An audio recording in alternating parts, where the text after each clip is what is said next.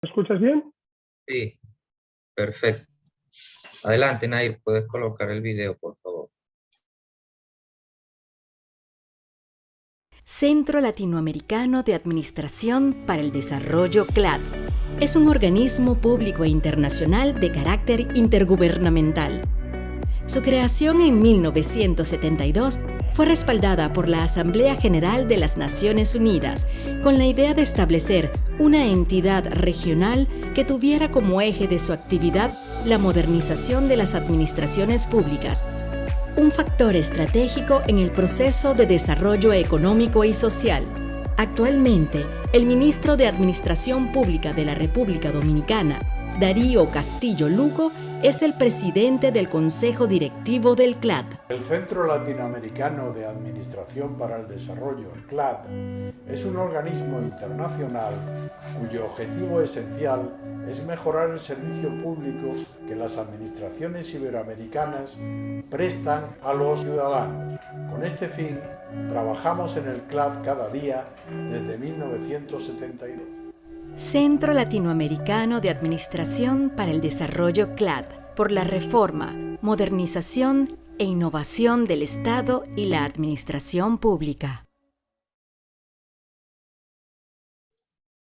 Bueno, muy buenos días o buenas tardes, según corresponda. Le damos a todos la más cordial bienvenida a este curso, la Agenda 2030 en Iberoamérica, cómo avanzar sin dejar a nadie atrás, a cargo del profesor Manuel Arenillo. Antes de darle la palabra al profesor, quisiera hacerles un anuncio muy importante, y es que la clase de la próxima semana será el día lunes 4 de junio a la hora habitual, 11 horas de Caracas. Lunes 4 de junio a la hora habitual, 11 horas de Caracas. Vamos a estar adelantando la clase un día porque el día martes es feriado acá en Venezuela y no estaremos laborando acá en la oficina. Así que bueno, les hacemos este anuncio, y todos aquellos que no puedan participar ese día por alguna razón, la clase estará siendo colocada en el campus virtual, por lo que tendrán acceso a ella desde el mismo día lunes por la tarde.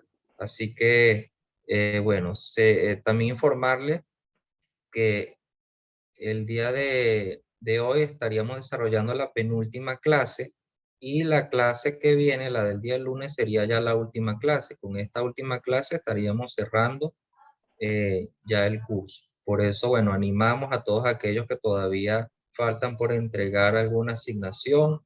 Por favor, realícenlo, ya falta poco, los animamos a culminar este curso.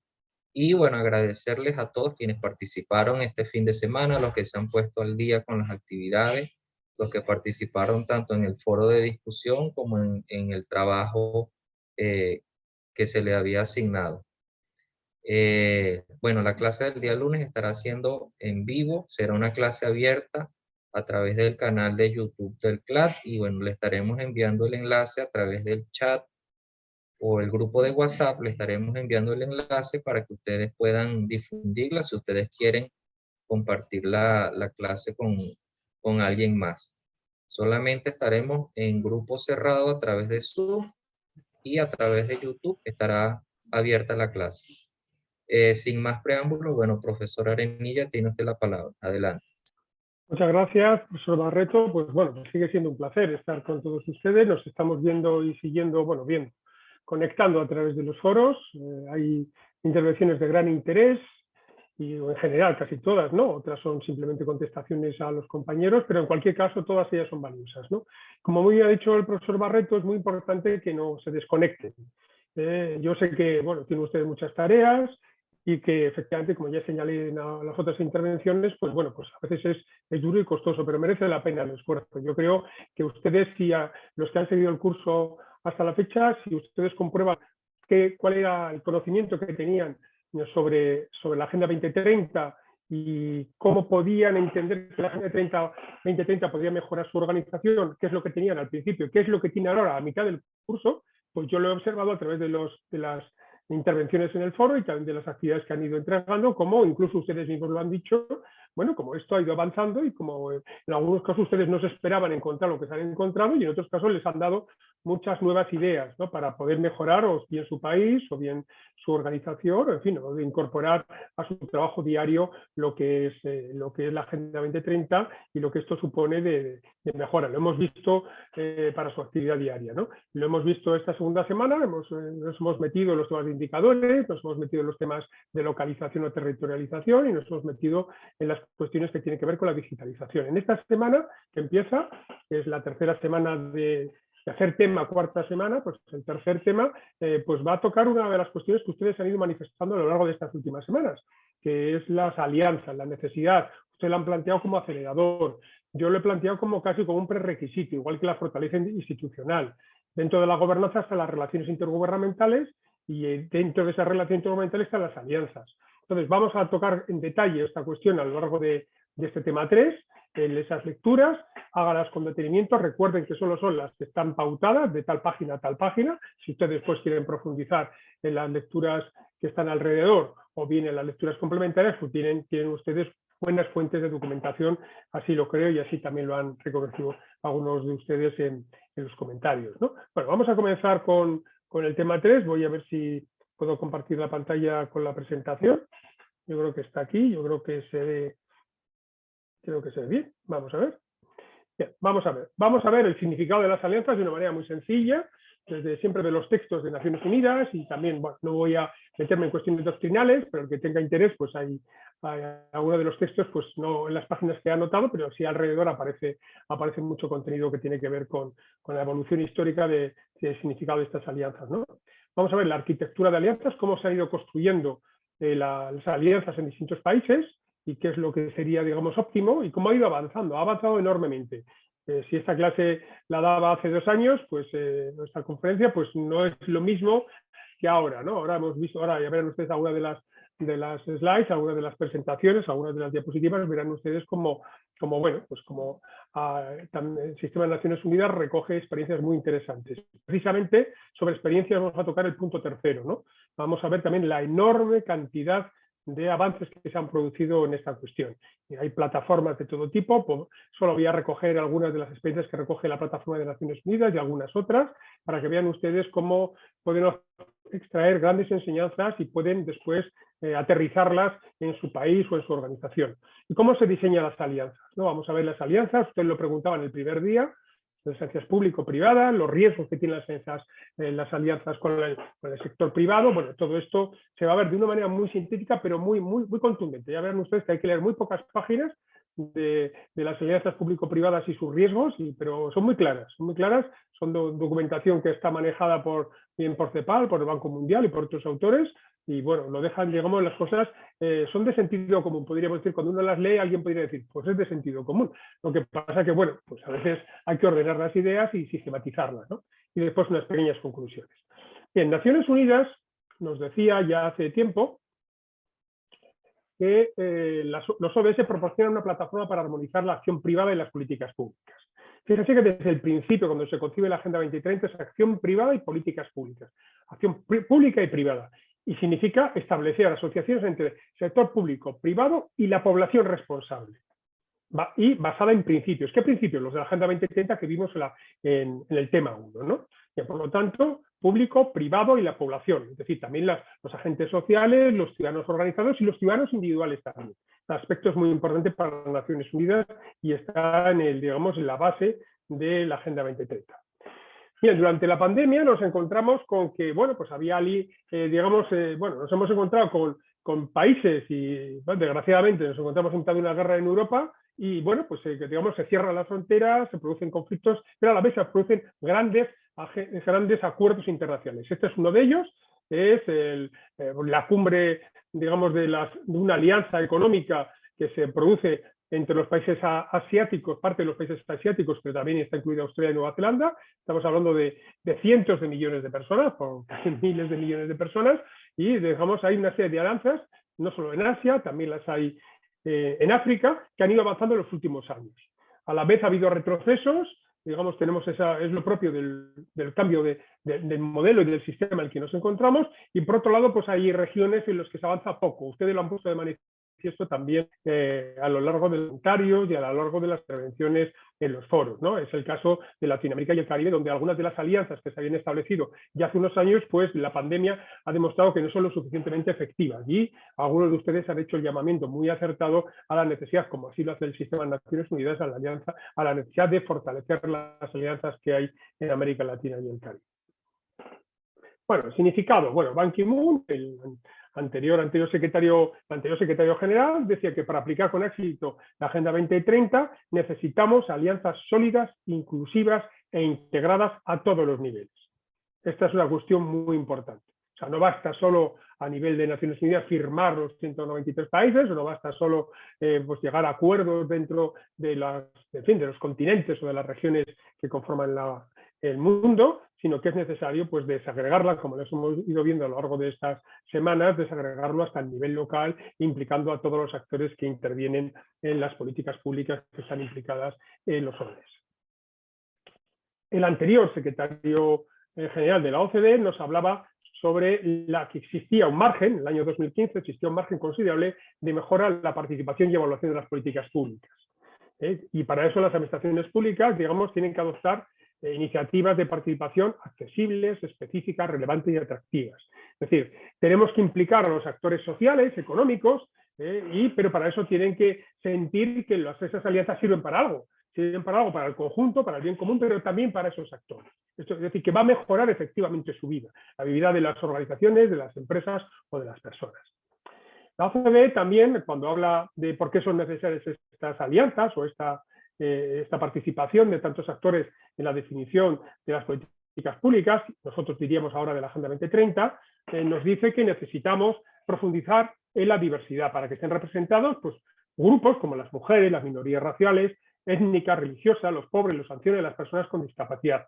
¿Con qué fin? Para evitar políticas sistemáticamente sesgadas. Este aspecto es muy importante. Fíjense ustedes que de la diversidad vamos a la eficacia y efectividad de las políticas públicas. Si no incluimos a estos grupos, lo que estamos haciendo es que toman decisiones los de siempre, los colectivos, digamos, que han logrado históricamente acaparar la toma de decisiones. Bueno, entonces toman decisiones que, aunque sean bien intencionadas, no tienen en cuenta la enorme diversidad que hay en una sociedad. Ustedes algo de esto han ido comentando a lo largo de estas semanas en los foros. Bueno, ¿qué sucede cuando no se produce esta diversidad y se produce, por lo tanto, una exclusión social? Pues bueno, que se ven mermados los derechos civiles, sociales, económicos y culturales y el nivel de vida de esos colectivos, de esas personas. Y quedan fuera de la participación en la vida social. Fíjense si es importante. De nuevo volvemos por las alianzas al primer tema. Es a los derechos humanos, ya que la Agenda 2030 es una guía del cumplimiento de los derechos humanos y las libertades. La Asamblea General de las Naciones Unidas también nos dice que los ODS proporcionan una plataforma para armonizar la acción privada y las políticas públicas. De nuevo repite, ¿no? Asociaciones del sector público, sector privado y la población responsable basada en principios, ¿no? Vuelvo a repetir la idea que he señalado antes para cerrar, digamos, reiteradamente lo que estaba señalando. Y esto es el objetivo 17. Se llama alianzas para lograr los objetivos y son de todo tipo, pública, público-privada, sociedad civil y para el intercambio de recursos. ¿Qué tipo de recursos? Basados en conocimientos, capacidad técnica, tecnología y recursos humanos. Esto sería lo que tenemos que intercambiar. Fíjense que no solo es cuestiones de carácter financiero, sino también conocimientos, capacidad técnica y tecnología. Y esto también muchas veces se dice, bueno, es que una organización social o una persona individual no tiene capacidad financiera. Bueno, pero tiene conocimientos, o tiene capacidad técnica, o tiene capacidad de relación, ¿no? Para poder conectar distintos colectivos con, digamos, con la puesta en marcha de las políticas que están sustentadas en los Objetivos de Desarrollo Sostenible. Bueno, pues aquí vemos cómo el ODS 17 está conectado con los otros 16 objetivos, como no puede ser de otra manera, y tiene que ver con una serie de cuestiones como el derecho a la autodeterminación, al desarrollo, a la solidaridad internacional, a los beneficios, disfrutar de los beneficios del progreso científico o el derecho a la vida privada o a los derechos humanos, ¿no? Cuando hablamos de la guía de derechos humanos que es la Agenda 2030. La alianza, bueno, pues fundamentalmente el concepto de alianza, yo lo voy a centrar en fortalecer, porque ha aparecido y ustedes le han dado mucha importancia a lo largo de estos días, fortalecer las capacidades de los actores locales, ¿no?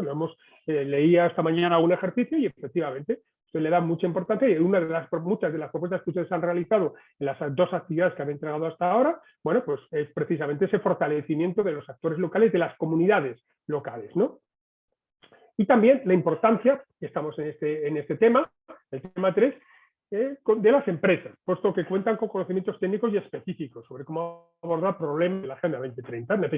Veíamos también en el tema 2 la importancia de las empresas para aportar datos. Y ustedes leían, y así lo han puesto de manifiesto en los ejercicios, como hay diversos países en América Latina y el Caribe que han hecho alianzas muy interesantes para completar el Sistema Nacional de Estadística con las empresas privadas. Fíjense, aquí ya no estamos hablando de financiación, aquí estamos hablando de datos, ¿no? Que eso es una cuestión realmente muy importante en estos momentos, ¿no? Bueno, pues hay un pacto global que ya está firmado desde hace mucho tiempo y el objetivo 17 lo que trata es de fortalecer ese pacto global, que normalmente son empresas privadas, pero también hay organizaciones sociales. Hay 10 principios en esta red del Pacto Global que es a nivel mundial, pero después en algunos países tiene mucha fuerza y que nos habla pues de cuestiones como el medio ambiente, la anticorrupción, los derechos humanos o los estándares laborales, ¿no? Bueno, pues aquí está la correlación que hay entre los 10 principios del Pacto Global o el Pacto Mundial y los 17 ODS, que lo pueden ver ustedes también con más detenimiento en la presentación, ¿no? Más adelante.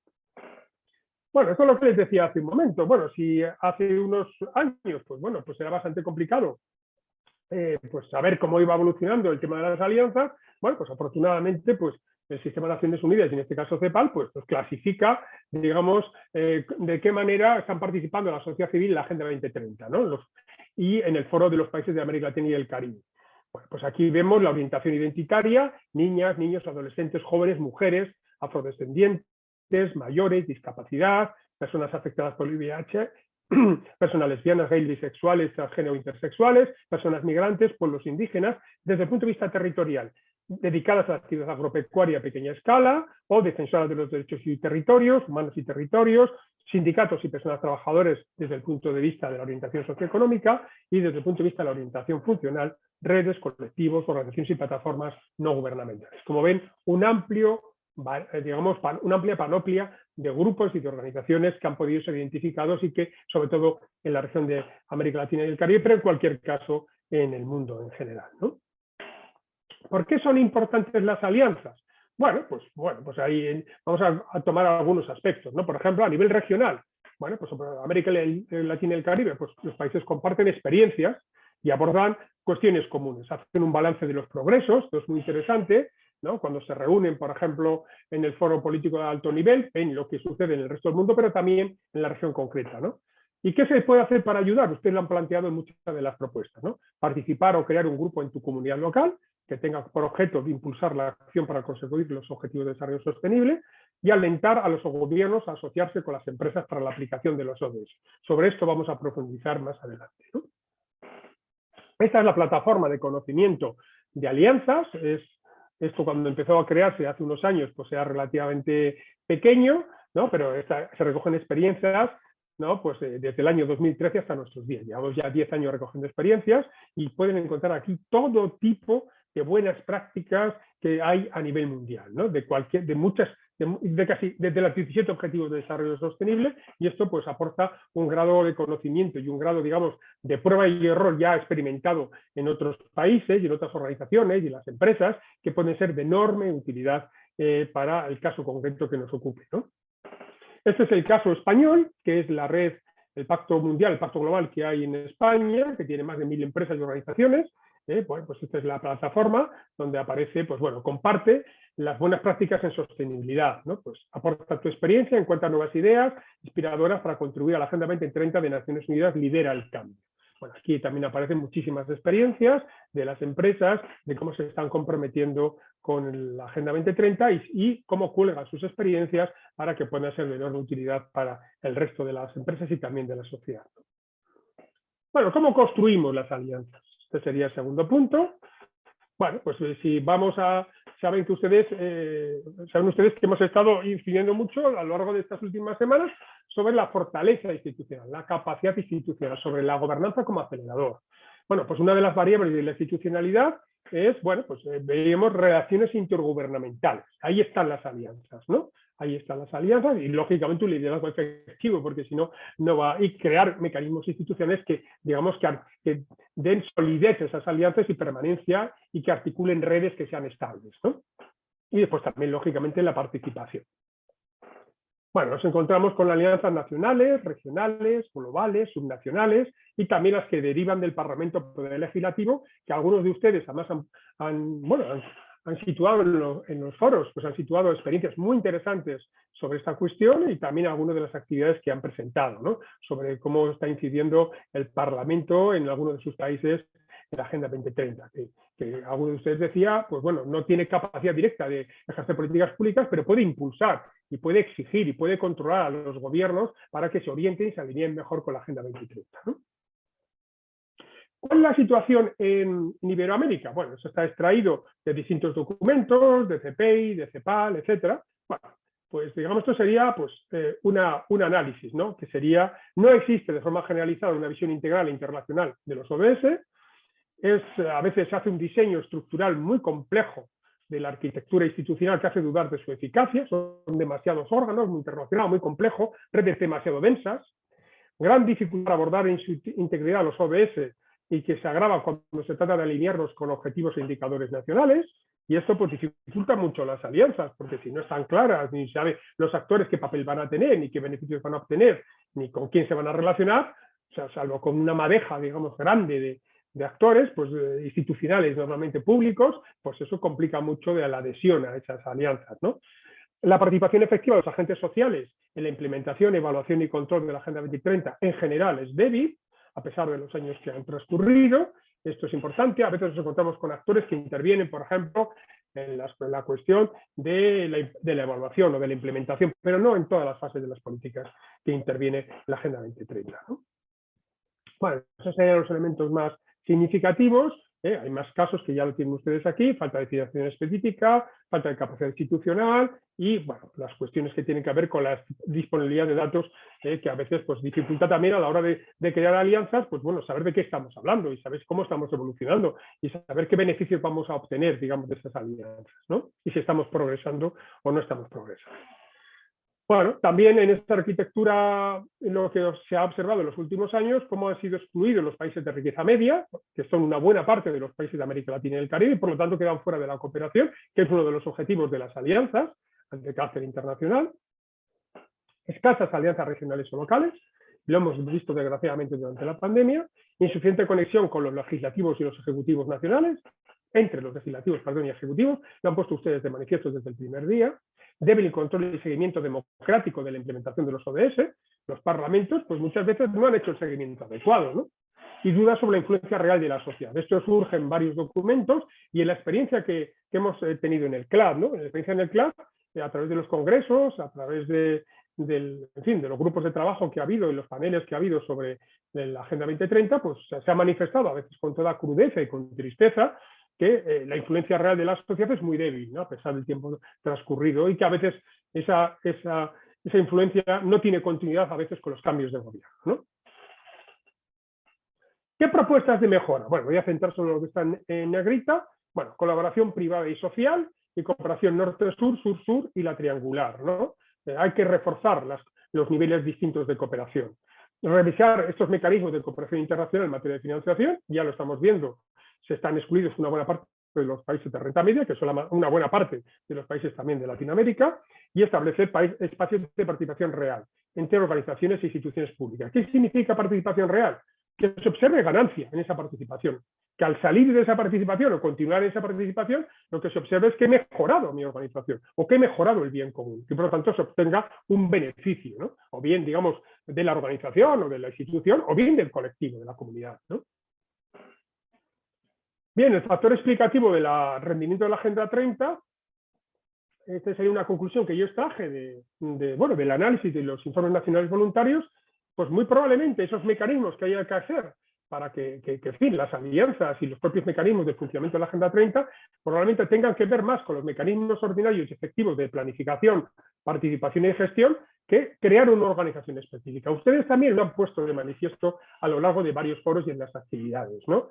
Ustedes han puesto mucha incidencia, como se nota que ha pasado el tiempo, en la planificación.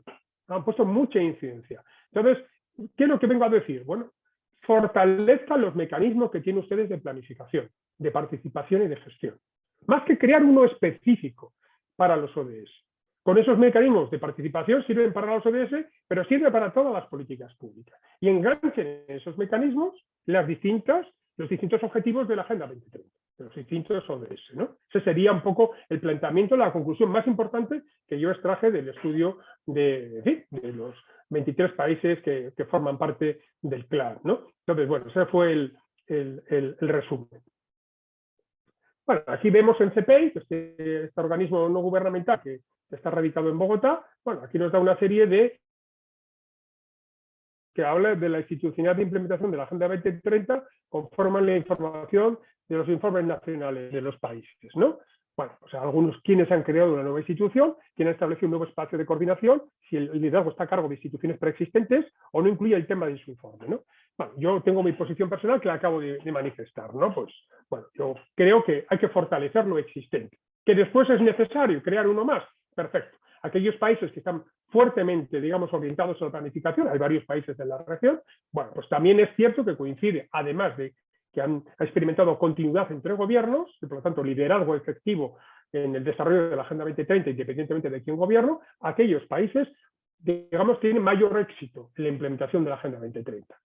Bueno, y aquí aparece el número de actores diferentes en cada país, desde el gobierno central, bueno, que se refleja en el informe nacional voluntario. Pues ven ustedes que nos encontramos con algunos que son 6 actores, otros nos encontramos con 4, otros nos encontramos con 1, en fin, dependiendo, ¿no? Pues para que vean ustedes cómo, bueno, no están todos los países, pero es una selección significativa, ¿no?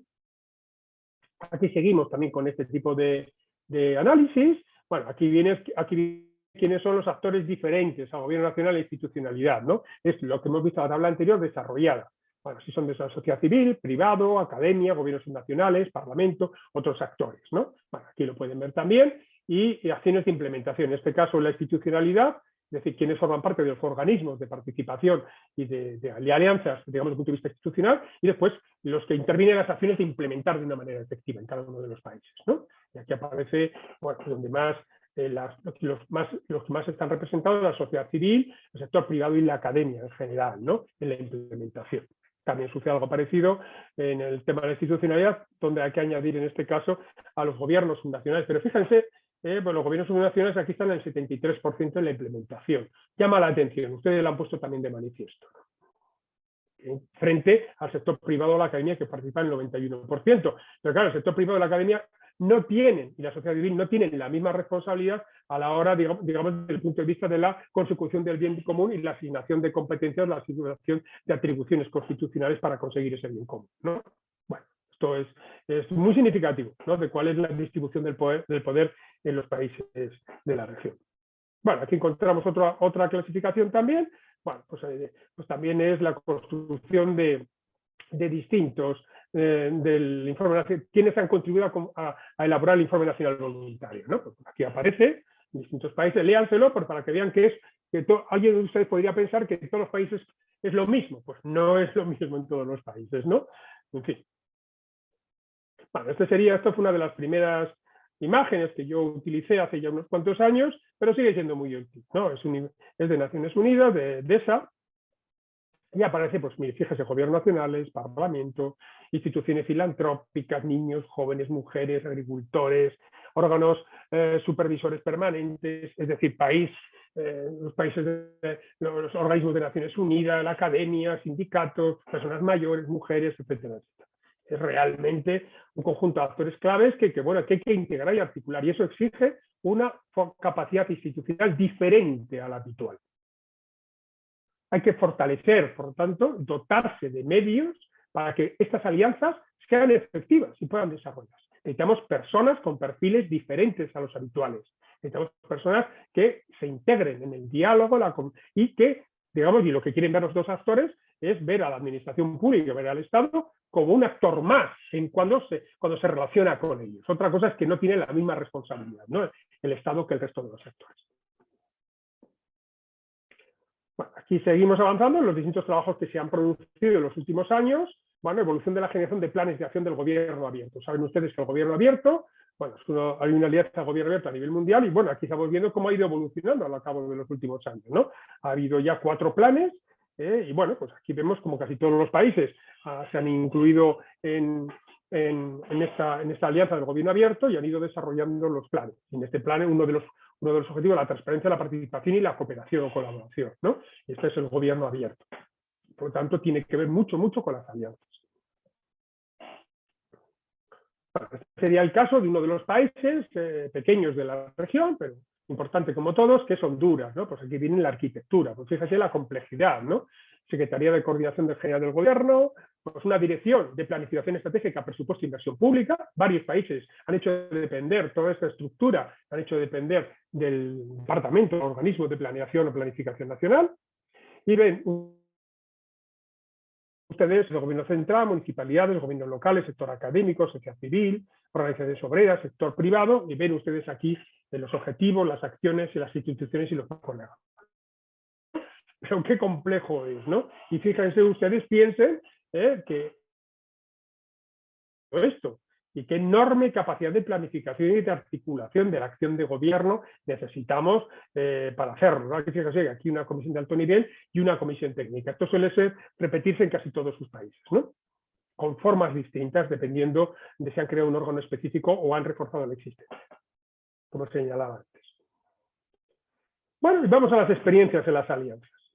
Voy a ir en este punto, pues simplemente voy a relatar algunos aspectos, pero quédense ustedes con las materias, ¿no?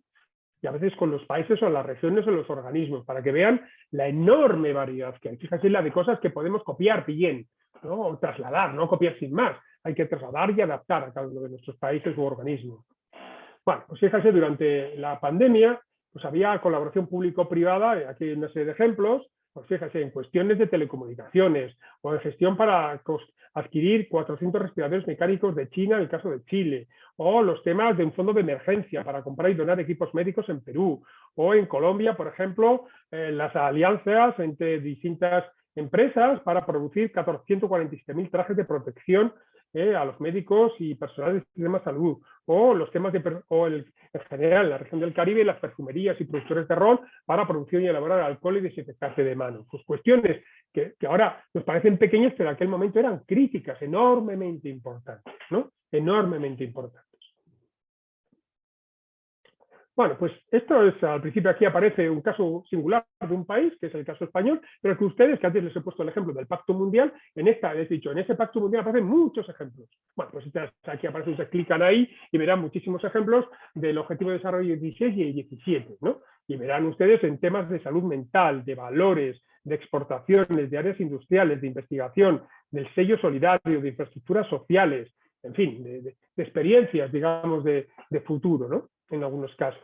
Vale, y esta es la plataforma de Alianza de Naciones Unidas para aceleradores de los ODS, pues en aquel momento cuando lo hice, 111 casos de ODS 16 y 17 en Iberoamérica. Fíjense, solo en Iberoamérica.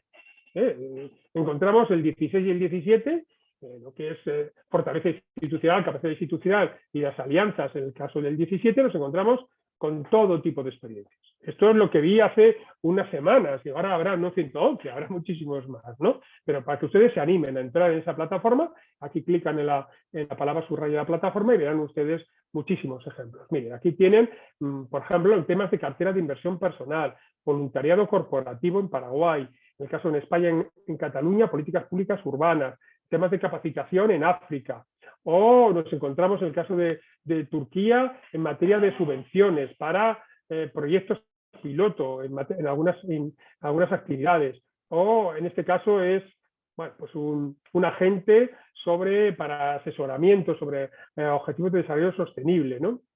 O el cuadro de mando, por ejemplo, para destacar buenos ejemplos en el que el mundo podría aprender, o los temas de justicia, o los temas de datos, que es en el que está implicado también Naciones Unidas, para usar métodos y herramientas sólidas para mejorar los datos de ODS que veíamos en esta semana pasada, ¿no? O las cuestiones de estadística, de nuevo y datos, los temas de inclusión social, la región árabe, recomendaciones basadas en 6 derechos sobre empoderamiento jurídico, económico y tecnológico, por ejemplo, ¿no?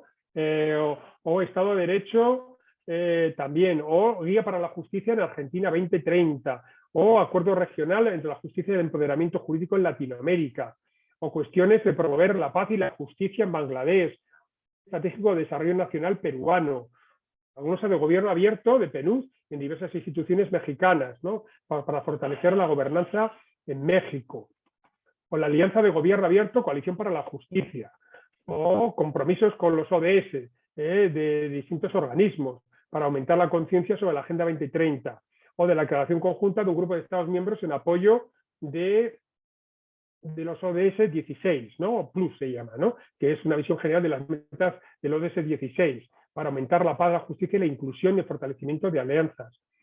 O en Helsinki, la participación de Helsinki y presupuestos participativos, o el programa de piloto global sobre TIC para guías de ODS para elaborar hojas de ruta de ciencia, tecnología e innovación de los ODS. Bueno, todo esto tiene que ver con alianzas, todo ello. Son casos concretos en regiones muy distintas en todo el mundo, pero que nos dan una idea de la enorme potencialidad que tienen las alianzas. O el cumplimiento, por ejemplo, del juego no electrónico sobre valores en Austria. O Design Thinking, la Fundación Siemens, sobre combinar la educación STEM en procesos creativos entre los jóvenes. O el Plan Municipal de Ordenamiento Territorial de Godoy Cruz en Mendoza, Argentina. O los indicadores básicos para la presentación de informes en los ODS en Guatemala del sector privado, ¿no? Indicador de 4 áreas: económica, ambiental, social e institucional. O las estrategias territoriales y urbanas para el desarrollo urbano sostenible de la Comisión Europea. O UNO Habitat y Colab, una aplicación móvil para una consulta pública sobre condiciones de vida de las ciudades brasileñas. O el programa de liderazgo juvenil en el desarrollo sostenible de Concausa de América Solidaria, creando redes de jóvenes, ¿no? O índice de transparencia de Bogotá, por la veeduría digital desde el año 2016 hasta nuestros días. O generación de evidencias basada en el índice de prosperidad de la ciudad, en este caso en México, el proyecto Infonavit y liderado la implementación de la Agenda 2030 en temas de vivienda. O integrado para apoyar la localización de la Agenda 2030 en los gobiernos subnacionales, alianzas, por lo tanto, intergubernamentales, que señalaba antes, ¿no? O la generación de datos desglosados de las comunidades indígenas a través de la iniciativa del navegador indígena en Bolivia, o prioridades nacionales para el desarrollo de los territorios en Guatemala, o programas de modelos de las Naciones Unidas para el del sector público en Argentina. Bueno, podría estar así creo que toda la tarde y estos son muchísimos ejemplos. Pueden clicarlos, entrar y si no, navegar por la plataforma de Naciones Unidas y verán ustedes las enormes posibilidades y súper interesantes además, ¿no?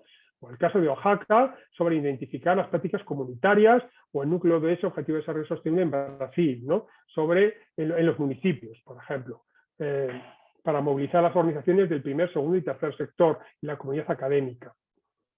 O nuestros pueblos, callejones y patios traseros, que es acciones transversales en Brasil para liderar y promover la ciudadanía de las aldeas y favelas. O la matriz estratégica de iniciativas públicas en Tucumán, en Argentina, y proyectos de investigaciones.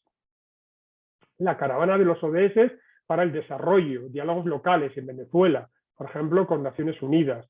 O en el caso español, la Agenda Euskadi, País Vasco, para las políticas vascas para implementar los 17 Objetivos de Desarrollo Sostenible, que creo que se lo ponía como ejemplo también la semana pasada, ¿no? Bueno, ven ustedes enormes posibilidades, infinitas casi, y pueden desarrollar ustedes, digamos, jugar con esas plataformas, entrar ahí, buscar aquello que más les conviene, y esto es de la mayor parte, bueno, de casi todo el mundo, seleccionados de América Latina, pero bueno, pueden entrando, estamos en el objetivo de 16 y 17, pueden entrar ustedes en muchísimos más objetivos, ¿no? Diseño de alianzas. Bueno, esta cuestión que la planteaban ustedes el primer día que me llamó la atención. Me llamó la atención positivamente, ¿no? Efectivamente. Claro, todos hablamos de colaboración público-privada, que la pandemia nos ha dicho que, en fin, nos ha mostrado que no tenemos medios suficientes para abordar las necesidades y necesitamos, digamos, los recursos, el conocimiento, la tecnología del sector privado. Pero esto, ¿cómo se hace? ¿Cómo logramos preservar el interés general y el bien común?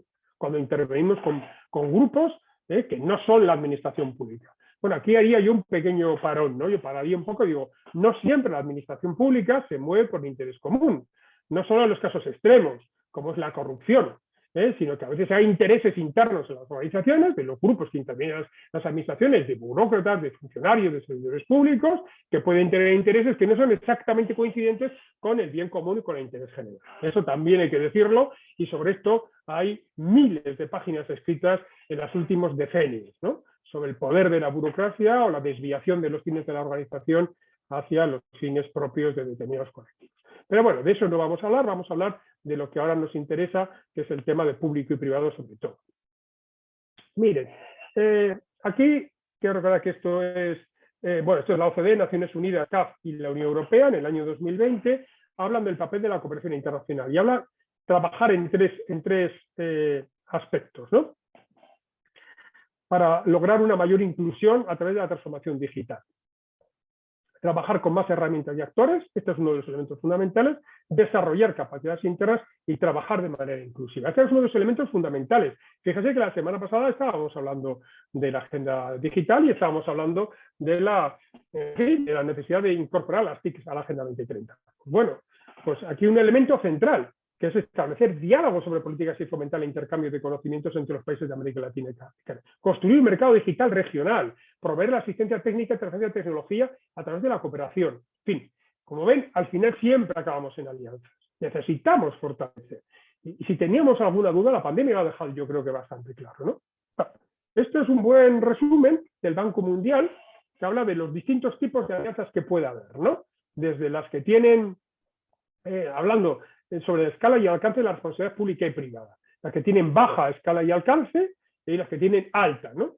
Bueno, pues aquí es en el que el sector público posee y opera activos y que el sector privado no pone, digamos, grandes recursos, bueno, reestructuración de empresas, servicios públicos, obras civiles y contratos de servicios, ¿no? La administración pone dinero y le construyen una carretera. Pone dinero, pone presupuesto y construye un edificio, construyen bienes y servicios públicos, equipamientos, etc. Ya vamos a asociación público-privada, esto sería público prácticamente, en este extremo izquierdo de la, digamos, de este esquema. Cuando vamos a la parte central, vemos que hay muchos tipos de asociación público-privada organizadas en 4 puntos, ¿no? Acuerdos de gestión y operación, arrendamientos, concesiones y joint ventures, ¿no? Desprendimiento parcial del patrimonio público. Ahí llegaríamos a público-privado. Después ya nos encontraríamos en lo que es el sector privado posee y opera activos, son las privatizaciones, ¿no? Cuando hay una parte del sector privado, imagine usted, la banca pública pasa de ser pública y pasa a ser privada. Pero fíjese, la asociación pública-privada, cuando nos vamos aquí a la parte roja, que es ya el joint ventures, desprendimiento parcial del patrimonio público, pero el anterior son concesiones, donde el sector privado adelanta el dinero, ¿no? Y construye una autopista, construye una autovía, construye una vía de alta capacidad, construye un ferrocarril y después lo recupera a través de los años mediante pues, un canon, ¿no? O cobrar a los usuarios o cobrarle al propio Estado. Como ven ahí, esto lo aclara muy bien. Yo cuando vi esto me pareció muy sencillo y que cuando hablamos de público-privado, pues ¿de qué estamos hablando? ¿No? Pues aquí hay 7 tipos de público-privado y no siempre hablamos de lo mismo, ¿eh? Y a veces hacemos discusiones, hablamos discusiones sobre estas cuestiones, estamos hablando de cosas distintas y por lo tanto no nos entendemos bien, ¿no? Bien, otro aspecto, no hay demasiados datos, pero bueno, CEPAL analiza el periodo 2007-2013 sobre inversión pública y privada, ¿no? Bajo esquemas de asociaciones público-privadas sin infraestructuras, que es lo que más se ha estudiado. Bueno, pues aquí vemos que fueron muy fuertes alrededor de los años mediados de los años 80 y que fueron bajando, subieron un poco más alrededor de la crisis, cuando empezaron la crisis mundial a partir del año 2008-2010, bueno, ya se ha quedado mantenido. Ahora habría que ver qué es lo que ha pasado en estos últimos 10 años, ¿no? Bueno, ¿qué hemos aprendido, según CEPAL, de las múltiples asociaciones público-privadas en la región en estos últimos años, ¿no? Bueno, que necesitamos para construir alianzas público-privadas lo siguiente, ¿no? Un marco legal e institucional fuerte, estable y un vínculo directo con las políticas y con las políticas públicas de infraestructura. Es decir, tenemos que crear ese marco. Si no hay un marco legal de contratación, de concesión, de garantía y también, en fin, de persecución de la mala praxis, y esto no se vincula con políticas que tienen que ver con las infraestructuras, bueno, pues tenemos unas malas alianzas público-privadas.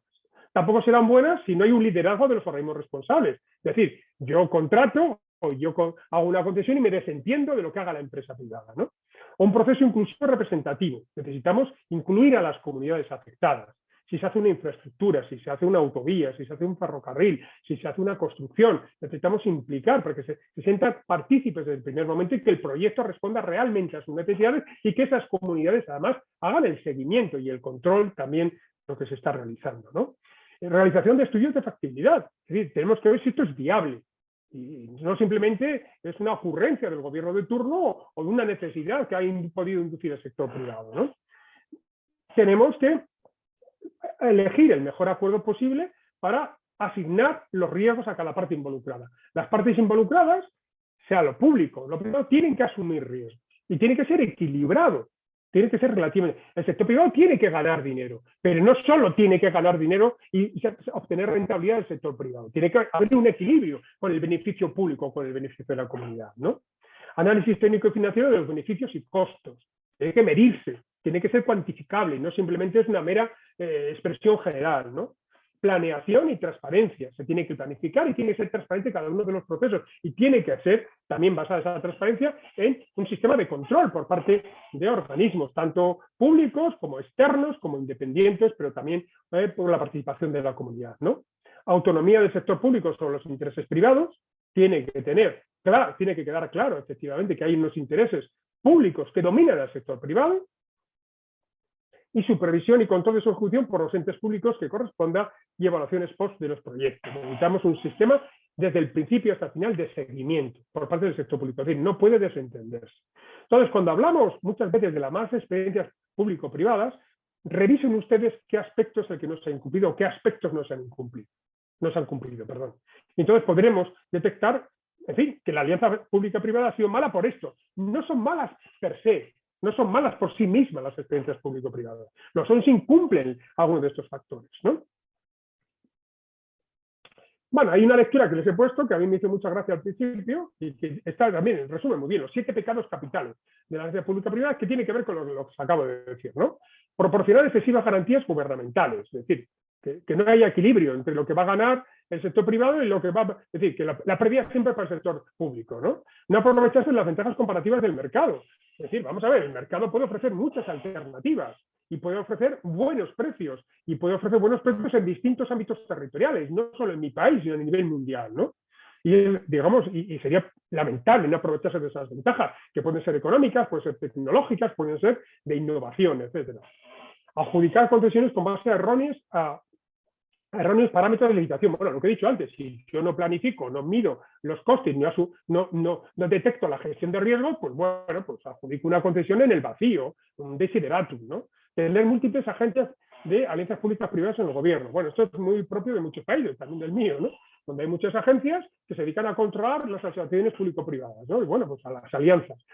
Entonces, ¿qué sucede? Bueno, pues hay uno para infraestructuras, otro para sanidad, otro para educación, bueno, por lo cual cada uno tiene un criterio distinto, pero los proveedores muchas veces son los mismos, con lo cual, digamos, se sabe la lección, ¿no? Que tiene que contarle a cada uno de ellos, ¿no? Y asumir que los fondos de pensiones de contribución definida proporcionan solución mágica. Bueno, esto tiene que ser con los fondos de país, que bueno, pues hay fondos soberanos de países, pues no sé, por ejemplo, de Noruega o de otros países, pero bueno, yo les busco, como ellos tienen que invertir, sacar rentabilidad, si ellos invierten aquí, a esto realmente me resoluciona el problema de financiamiento o de financiación, ¿no? Bueno, muchas veces no es así, y muchas veces estos fondos pues, no intervienen tampoco, ¿no? Asumir que las compañías de construcción y las empresas concesionarias son buenos sustitutos. Es decir, que siempre es mejor, son las compañías de construcción y las empresas concesionarias, pues son mejores que el sector público, ¿no? Bueno, pues habrá que ver en qué casos y hay que medirlo bien desde el punto de vista de planeación, de planificación, desde el punto de vista financiero, desde el punto de vista de la gestión de riesgos, como señalaba anteriormente. Bueno, la lectura es muy breve, pero léanselo porque, bueno, esto lo explica de una manera muy clara y les puede servir de gran ayuda, especialmente en los momentos actuales, ¿no?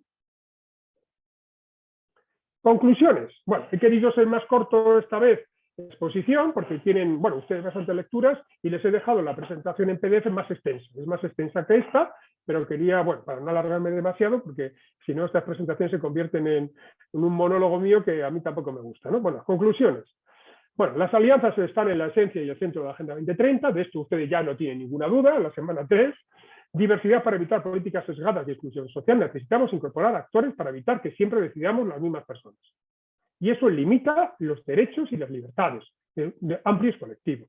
Ningún actor ni el propio Estado tiene recursos suficientes. Esto es otra, en fin, una creencia que hay que asumir y desplazar a la vieja creencia de que el Estado es omnipotente y que esto se arregla con más medios del Estado, un Estado más grande, ¿no? Mucho más capaz. Y, bueno, pues sí, hay Estados muy grandes, muy capaces, pero que sin embargo son insuficientes para atender las necesidades que además son cada vez crecientes, ¿no?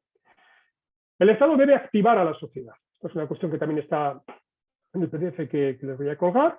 El Estado debe, ya sé que eso a veces pues, no es agradable, porque al fin y al cabo si yo activo a la sociedad le estoy dando poderes para que me controle, y eso el Estado, pues a la administración no le gusta muchas veces, ¿no? Pero eso es un papel fundamental en las alianzas y en la participación, crear capital social, activar a la sociedad, compartir experiencias para avanzar. Esto es muy importante, de ahí que me he detenido en las experiencias de las alianzas. En el caso de Iberoamérica veíamos débil participación efectiva y escasas alianzas regionales y locales. Esto realmente sí, es una lacra importante en sus países y en la región. La plataforma de alianzas de Naciones Unidas, pues muy buenas prácticas que hemos visto, son realmente muy interesantes, y si otros lo hacen, nosotros también podemos hacerlo. Las alianzas público-privadas no pueden ser contra los beneficiarios finales. Este es el ejemplo. A ver, esta alianza, ¿a quién beneficia? Imagínense, pues al colectivo que gobierna, a la empresa que lo lleva y va en contra de los beneficiarios, es decir, de los ciudadanos. Pues entonces no es una buena alianza público-privada. Es evidente, ¿no?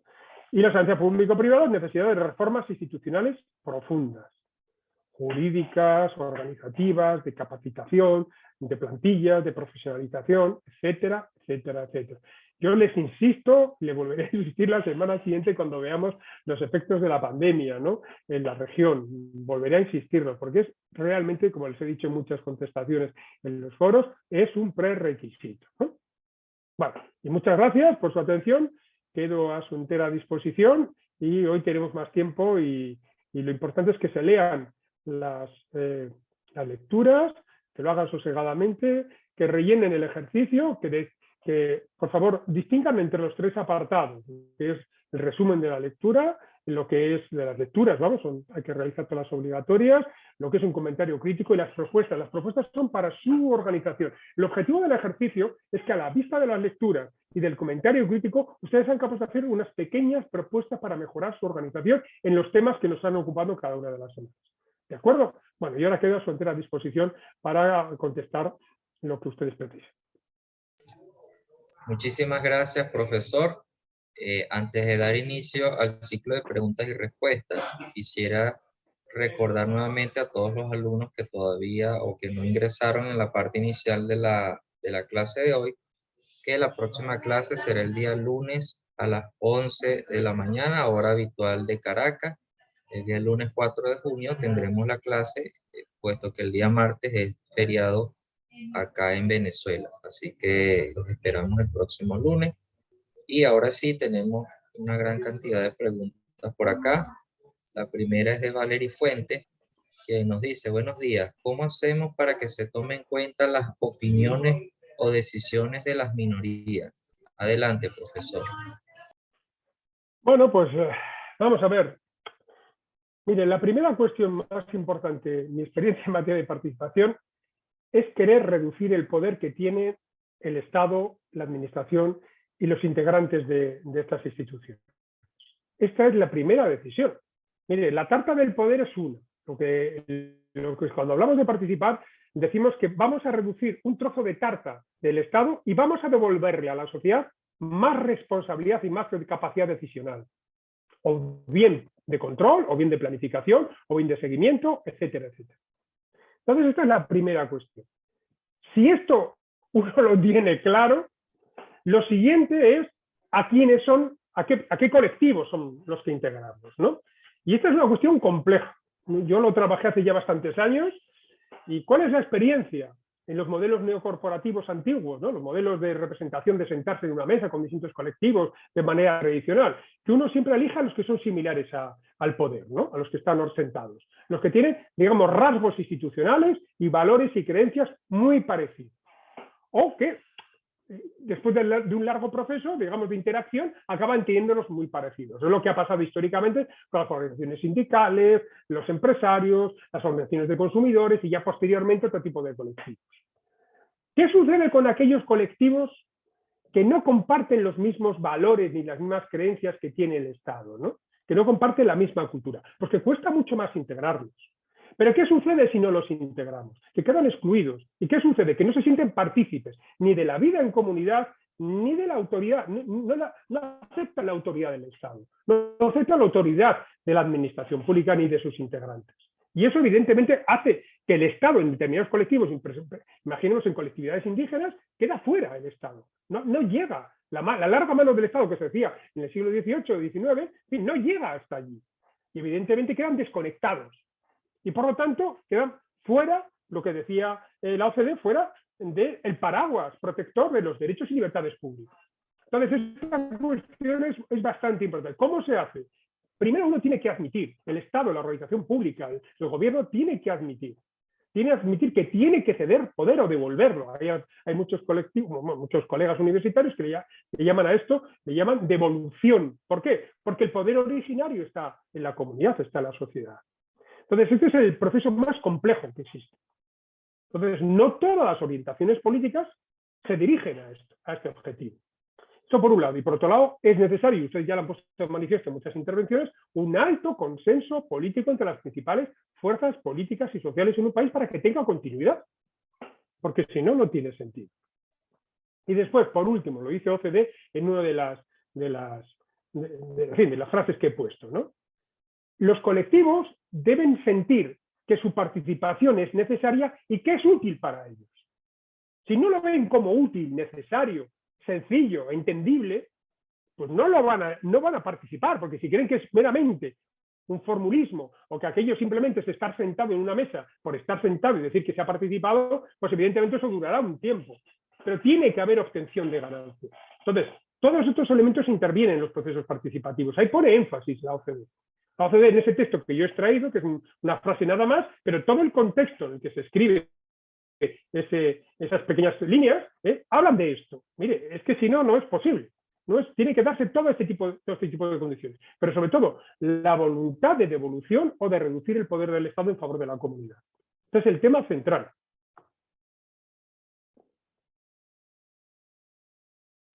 Muchas gracias, profesor. Tenemos dos manos levantadas, pero antes, para tratar de responder en el orden, Antonieta Saldívar Chávez dice: buenos días y gracias nuevamente, doctor Arenilla, por su brillante exposición. La primera pregunta sería: ¿cómo se mide la eficacia de esa institucionalidad creada en los países con relación a la coordinación de la Agenda 2030? Ejemplo, Consejo Nacional de la Agenda 2030 para el Desarrollo Sostenible de México.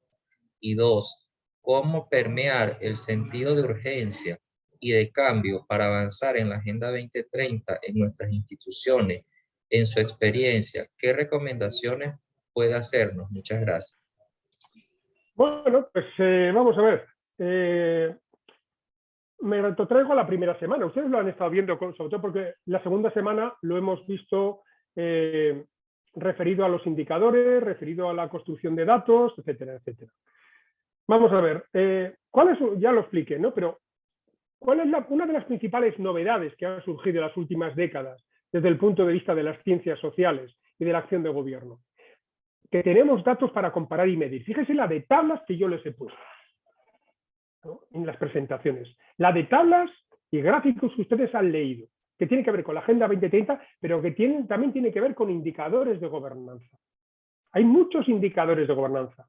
Los hay en Naciones Unidas, los hay en CPI, organizaciones no gubernamentales que yo les he puesto, pero los hay también en sus países. En sus países, en el caso de México, hay muchas organizaciones no gubernamentales que hacen distintos informes. Por ejemplo, el caso de CPI, que está en Colombia, pero que también tienen ustedes en su país, organizaciones que lo que hacen es, bueno, en el informe nacional voluntario, ¿qué pasa? ¿Qué hay? ¿Qué falta? ¿Y qué no está que debería estar, ¿no? Eso ya es un elemento muy importante. Y después, la propia evaluación que hace o los organismos de Naciones Unidas, en esa evaluación que hacen anualmente, o los organismos que trabajan para Naciones Unidas con la red REDS, ¿no? La red REDS establece un ranking. Si uno mira, ve la evolución de los últimos años, año a año, en cada una de las regiones del mundo, de cada uno de los países, mirando cada uno de los ODS. Y ve, a través de un sistema sencillo de semáforos rojo, amarillo y verde, con colores también naranjas, etcétera, etcétera, ve cuál es la evolución. Esto realmente nos habla de la eficacia. Pero también hay indicadores de gobernanza en la OCDE para la región. Y también tenemos indicadores como el Latinobarómetro. El Latinobarómetro nos habla de la evolución de la democracia en Latinoamérica, en muchísimos aspectos, que tienen que ver con la confianza, con la democracia, con la corrupción, que tienen que ver con la transparencia, que tienen que ver con los aspectos de credibilidad de las instituciones, ¿no? Todo esto son indicadores de eficacia. De esto no disponíamos hace 2 décadas, y a veces ni siquiera una década. No se puede imaginar lo importante que es esto.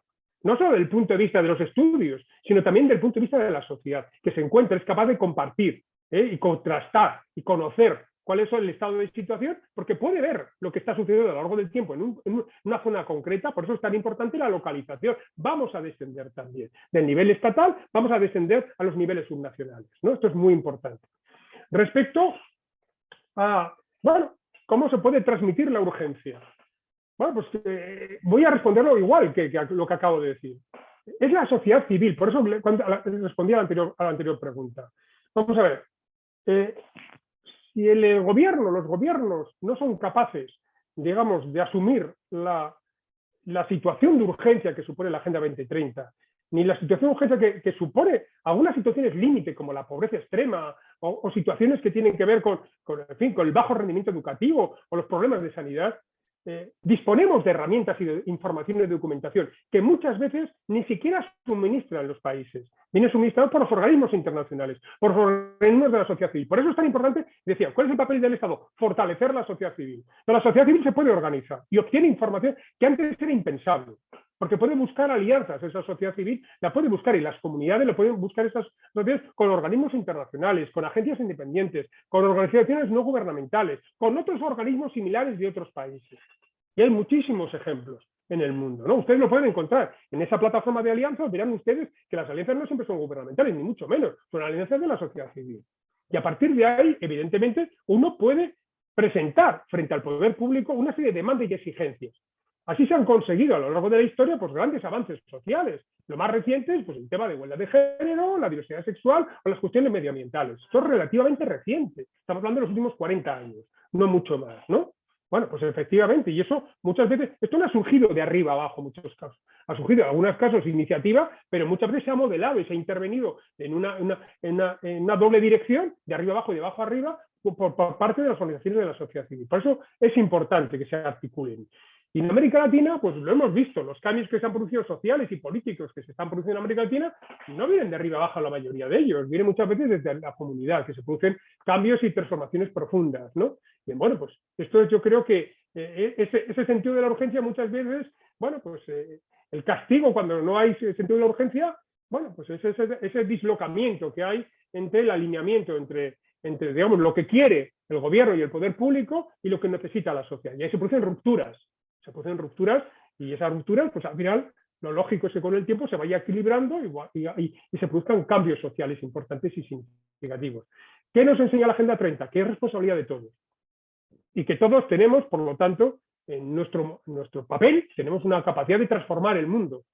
Algunos con más poder, con menos poder, pero incluso en las bases sociales, en las comunidades, hay mucho por hacer, mucha forma de articularse, y que el modelo actual que tenemos en estos momentos de obtención del conocimiento y de los datos y la información a un coste muy bajo, y además por organismos, digamos, que periódicamente emiten la base de datos, el sistema de datos que tiene CEPAL es impresionante. Es impresionante, ¿no? Bueno, pues eso es algo con lo que no se contaba hace menos de una década, ¿no? Y ahora está sistematizado y es muy fácil de obtener y son datos abiertos. Y por lo tanto la sociedad civil, a través de científicos y científicas especialistas en STEM, ¿no? Pueden hacer algoritmos, pueden... bueno, hay un caso español de un ingeniero joven que en una región española que se dedica bueno, a hacer la vida un poco... es gracioso, ¿no? Porque se dedica, digamos, a hacer un anuncio un gobierno, aquí en España, en una comunidad autónoma, hace un anuncio y él dice, vamos a ver si esto que han anunciado es cierto. Y dice, bueno, vamos a crear el metaverso, en este caso, de esta comunidad autónoma, vamos a crear... vamos a ver cuánta gente ha entrado, ¿no? Porque eso no te lo dice el gobierno correspondiente, pero él pone un bot, ¿no? Pone a la entrada un bot de ese metaverso y dice, a ver cuánta gente entra, ¿no? Bueno, y de repente dice, bueno, es que han entrado... No recuerdo de memoria, pero poquísima gente. Se ha hecho un anuncio enorme o en cuestiones que tienen que ver con la transparencia o con la contratación. Él ha hecho un trabajo gigantesco en materia de contratación pública, ¿no? Donde determina qué empresas son las que son adjudicatarias. Por ejemplo, yo me entretuve durante un montón de tiempo cuántas subvenciones, cuántas ayudas reciben las empresas periodísticas de los gobiernos, ¿no? ¿Y de qué gobiernos y qué empresas? Eso es muy interesante. ¿Y eso quién lo ha hecho? Eso lo ha hecho un particular. O sea, las capacidades que hay ahora, ¿por qué? Porque hay datos abiertos, o él establece un sistema de algoritmos que es capaz de captar esos datos, ¿no? y él mismo lo reconoce con muchísimas dificultades. Dice, he estado 3 meses para conseguirlo. Pero de repente tienes una información que era impensable y que la administración no la pone a tu disposición o la pone de una manera críptica. Y luego no todas las administraciones lo hacen. Pero como hay una ley que obliga, de repente obtienes una información que era impensable. A través de los portales de transparencia de las administraciones públicas. Obtienen informaciones que eran impensables para el control y seguimiento. Y uno puede detectar. Bueno, un gobierno dice que se gasta mucho dinero en medio ambiente, pero mire, realmente se gasta eso. Eso es lo que realmente se gasta, no lo que presupuesta, lo que gasta realmente. Entonces, genera otro debate político, genera otro debate social, ¿no? Yo creo que las posibilidades que se tienen son enormes, son muy importantes, ¿no? Gracias, profesor. En este momento vamos a habilitar el micrófono de Sergio Sierra. Adelante, Sergio. Sí, ¿qué tal? Bueno, ya la había puesto la pregunta ahí por escrito, pero sí se escucha, ¿verdad? Sí, adelante. Sí. Perdón. En eso de las alianzas, no tanto de las APP, sino de las alianzas en general, pues se habla, parece que muchas organizaciones pues dan recursos, etcétera, pero siempre se requiere el recurso líquido, ¿no? Entonces ahí pues entran en la importancia, dado que los gobiernos padecen problemas presupuestarios, para la cooperación internacional y la participación de organismos como Banco Mundial, BID y las propias Naciones Unidas. Entonces, pero ¿qué tanto hay recursos disponibles buscando proyectos, buenos proyectos en un esquema de alianzas, y qué tantos padecemos realmente una escasez de recursos, ¿no? Porque llega un momento en que a lo mejor tenemos muchas alianzas, muchas ganas de hacer las cosas, pero no hay suficientes recursos, ¿no? Entonces, no se pudiera comentarnos un poco el tema del financiero en el marco de estas alianzas. Gracias. Bueno, yo se lo comenté el otro día y efectivamente, vamos a ver. Esta es una de las debilidades de la Agenda 2030, que se remite a los fondos de financiamiento ya existentes en los distintos sistemas de cooperación internacional. Lo he señalado 2 veces en la presentación, que muchos de esos fondos no llegan a los países de renta media. Por eso hay una demanda generalizada, que además se ha incrementado durante la pandemia, de que, en fin, que se cambien los criterios de financiamiento de los países en América Latina y el Caribe, y que se excluya el criterio de los países de renta media, porque si no, quedan fuera prácticamente todos. Esta es una primera cuestión, ¿no? Y ahí, desgraciadamente, después, ¿qué sucede? Bueno, pues que hay países, por ejemplo, España. España cambió su sistema, digamos, de priorización en materia de cooperación internacional hace pocos años. Quiero recordar, hace 6 o 7 años, estableció qué países en el mundo eran objeto de atención prioritaria y cuáles no lo eran. Bueno, pues quiero recordar que no sé cuántos países, pero eran decenas de países, pues lo dejaron en 30, 40 países en el mundo, muy pocos países. Entonces eso tiene que ver también con las prioridades. ¿Qué es lo que nos manifiesta la pandemia? Pues bueno, una de las conclusiones de Naciones Unidas, que yo creo que ustedes la habrán tenido ocasión de leer la semana pasada, es que precisamente se ha caído todo el financiamiento en materia de cooperación internacional durante la pandemia. Las previsiones que tenemos a corto o medio plazo en materia de financiamiento internacional, de cooperación internacional, pues son malas. Son malas porque estamos entrando en zona de crisis, en zona de recesión en los próximos meses del próximo año, ¿no? Eso es lo que dicen todos los organismos internacionales y todos los, en fin, y también los prescriptores internacionales que son del sector privado, de la academia, etcétera, etcétera. Entonces, es cierto que hay líneas de financiamiento en algunos, efectivamente, como ustedes señalaron, el Banco Mundial, la CAF, en fin, el BID, etcétera, etcétera. Y que todos ellos están alineados con la Agenda 2030, todos ellos. Entonces, ustedes lo saben mejor que yo. Tienen que alinearse con esos fondos y presentar proyectos que cumplan con los requisitos que tienen que ver, lógicamente, con las prioridades que estos organismos están marcando, ¿no? Bueno, yo algunos de ellos he estado colaborando con ellos, con algunos de ellos. Por ejemplo, hay 2 áreas que son fundamentales y que lo son también objetivos de desarrollo sostenible, son educación y salud. Son muy importantes, ¿no? Desde el punto de vista de la puesta de manifiesto de la pandemia, pero también tiene que ver con el desarrollo. El informe de CEPA nos dice que que el ODS Salud, perdón, el ODS Educación, correlaciona con prácticamente los principales ODS, que como ya lo he repetido varias veces, es tractor, ¿no? Es tractor ese ODS del resto. Entonces, esto es lo que hay. ¿Hay más fondos adicionales? Pues no los hay, porque bueno, podrían venir, lógicamente, hombre, después hay otros países o otras regiones en el mundo. En el caso de la Unión Europea, pues sucede exactamente lo mismo. Tiene fondos de financiamiento y cooperación internacional en distintos países en América Latina, que son proyectos o son líneas de financiamiento que se alinean con la Agenda 2030 total o parcialmente y que hay que postularse ante esos proyectos, ¿no? Y que efectivamente esta es la manera que hay de obtener esos fondos extraordinarios. ¿Qué soluciones caben también? Bueno, esto es donde está más débil la región. Pues nosotros, el ejemplo, digamos, de región que funciona relativamente bien, aunque también con algunos problemas, a veces serios, es la Unión Europea. La Unión Europea es capaz de obtener fondos, digamos, de recabar créditos a largo plazo para conseguir bolsas de financiamiento en situación de crisis, como está sucediendo en estos momentos, ¿no? Aproximadamente con casi 2 billones de euros, ¿no? En los últimos meses, ¿no? Para los próximos años. Entonces, bueno, pero efectivamente, ese es ahí donde hay una enorme debilidad de la región, ¿no? De América Latina y el Caribe. Yo creo que, además de todo lo anterior, hay que progresar necesariamente en esto, ¿no? Porque si no, como se ha puesto de manifiesto durante la crisis pandémica, pues la capacidad de que tiene cada uno de los países es muy escasa, es muy poco alentadora, ¿no? Para poder avanzar. Yo creo que ahí CEPAL lo pone de manifiesto desde el primer momento durante la crisis y acaba diciendo lo mismo, y lo mismo dice pues todos los organismos internacionales, ¿no? Necesitan más alianzas regionales que sean capaces de generar una financiación, un financiamiento, unos fondos financieros lo suficientemente potentes y poderosos para poder equilibrar los grandes desequilibrios, las grandes, carencias que tiene la región, ¿no? Gracias, profesor. Vamos a darle ahora el derecho de palabra a Ana Marleni Rodríguez. Adelante, Ana.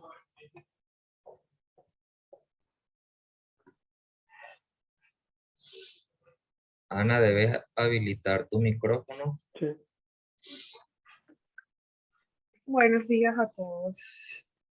Mi pregunta sería que realmente, o sea, lo que quiere decir que estas colaboraciones e iniciativas, si no vienen directamente del gobierno hacia la sociedad, entonces no se marcaría un gran avance en la Agenda 2030.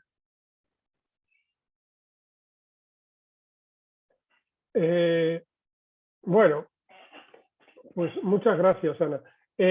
Bueno, me remito a la intervención de hace dos intervenciones, ¿no? Es cierto, vamos a ver, aquí nos encontramos, yo soy mi conformación mental es más gubernamental que digamos de base, ¿no? Pero a lo largo de, no sé, de muchos años, he llegado al convencimiento, yo creo que la Agenda 2030 está en su base, la base moral, la base ética de la Agenda 2030 es que somos corresponsables, los ciudadanos, los grupos sociales, las empresas, de la marcha del bien común, lo somos. Y esto es muy importante. Y también le he respondido sobre cuando se me preguntaba, en fin, cómo logramos alianzas que sean eficaces y que se pueda cumplir la Agenda 2030, ¿no? Bueno, pues lo acabo de decir también. Yo creo que es muy importante el liderazgo gubernamental, es muy importante. La continuidad gubernamental, que la planificación sea a largo plazo y que sean planes de Estado y no planes de gobierno. Eso yo no me hartaré de decirlo y de escribirlo, es algo fundamental. También es fundamental, y ya por repetirlo hasta la saciedad, la fortaleza institucional, la capacidad institucional y incidir en los elementos que tienen que ver con la gobernanza de cada uno de los estados y de las instituciones en las que trabajamos. Pero dicho todo esto, también hay la posibilidad de transformar, lo acabo de comentar, de abajo a arriba, en el sentido de que disponemos de recursos de conocimiento y de posibilidades desde el punto de vista de acceso al conocimiento y a la información que eran impensables hace muy pocos años. Y tenemos la capacidad de hacer el seguimiento, el control, la crítica, por tanto, de la acción gubernamental e incitar esa acción gubernamental. Entonces, muchas veces la tendencia de los gobiernos pues es, lógicamente, pues, a no compartir el poder. Esto es inevitable, también nos cuesta a todos, ¿no? Cuando, en fin, incluso cuando tenemos hijos, pues cuando van creciendo y cuando tienen ya una cierta edad, pues nos cuesta no darles órdenes, ¿no? Y ellos no se dejan. ellos no se dejan. Y a veces los ciudadanos de a pie, de la base, ¿no? Tampoco se dejan. Y ahora tenemos más posibilidades que podría haber hace unos años.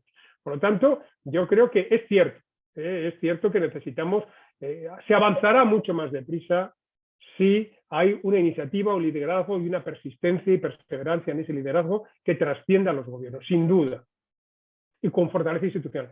Pero si no contamos con una sociedad organizada que haga ese seguimiento desde el inicio de la formulación de la política pública hasta la evaluación y el control, y por lo tanto tampoco conseguiremos grandes cosas, porque haremos una implementación de la Agenda 2030 en razón de las personas que están en el gobierno. Y puede ser un gobierno no diverso ni participativo. Y por lo tanto necesitamos ese equilibrio. Estamos en momentos de cambio y nos encontramos con movimientos a veces contradictorios, ¿no? De apertura, de relaciones, de alianzas, de cooperación, y lo contrario. Es lo propio del tiempo que nos ha tocado vivir. Estos tiempos ya los hemos vivido en la historia, pero necesitamos, no basta cruzarse de brazos, como el gobierno no hace nada, yo no puedo hacer nada. Podemos hacerlo en el ámbito de sus organizaciones. Hay enormes, pues yo les puse también, creo recordar al principio, en la primera presentación, yo he tenido alumnos en administraciones españolas y latinoamericanas que han implementado después de este curso soluciones de la Agenda 2030, alineándola, por ejemplo, con su plan estratégico o creando un plan estratégico alineado con la Agenda 2030 en su organismo, en su organización, ¿no? Esto se puede hacer y no necesitas permiso de nadie, ¿no? Si tienes la capacidad y el liderazgo en tu organización, aunque sea en un ámbito reducido. Esto tiene mucha importancia, yo creo también, ¿no? Muchas gracias, profesor. Tenemos varias preguntas. Varias de ellas son de Ana González. Le pediría, por favor, si puede darle a la opción levantar la mano, a ver si nosotros le podemos habilitar el micrófono. Mientras tanto, Israel Colina pregunta: muchas de las alianzas público-privadas en Perú durante la pandemia han quedado desiertas.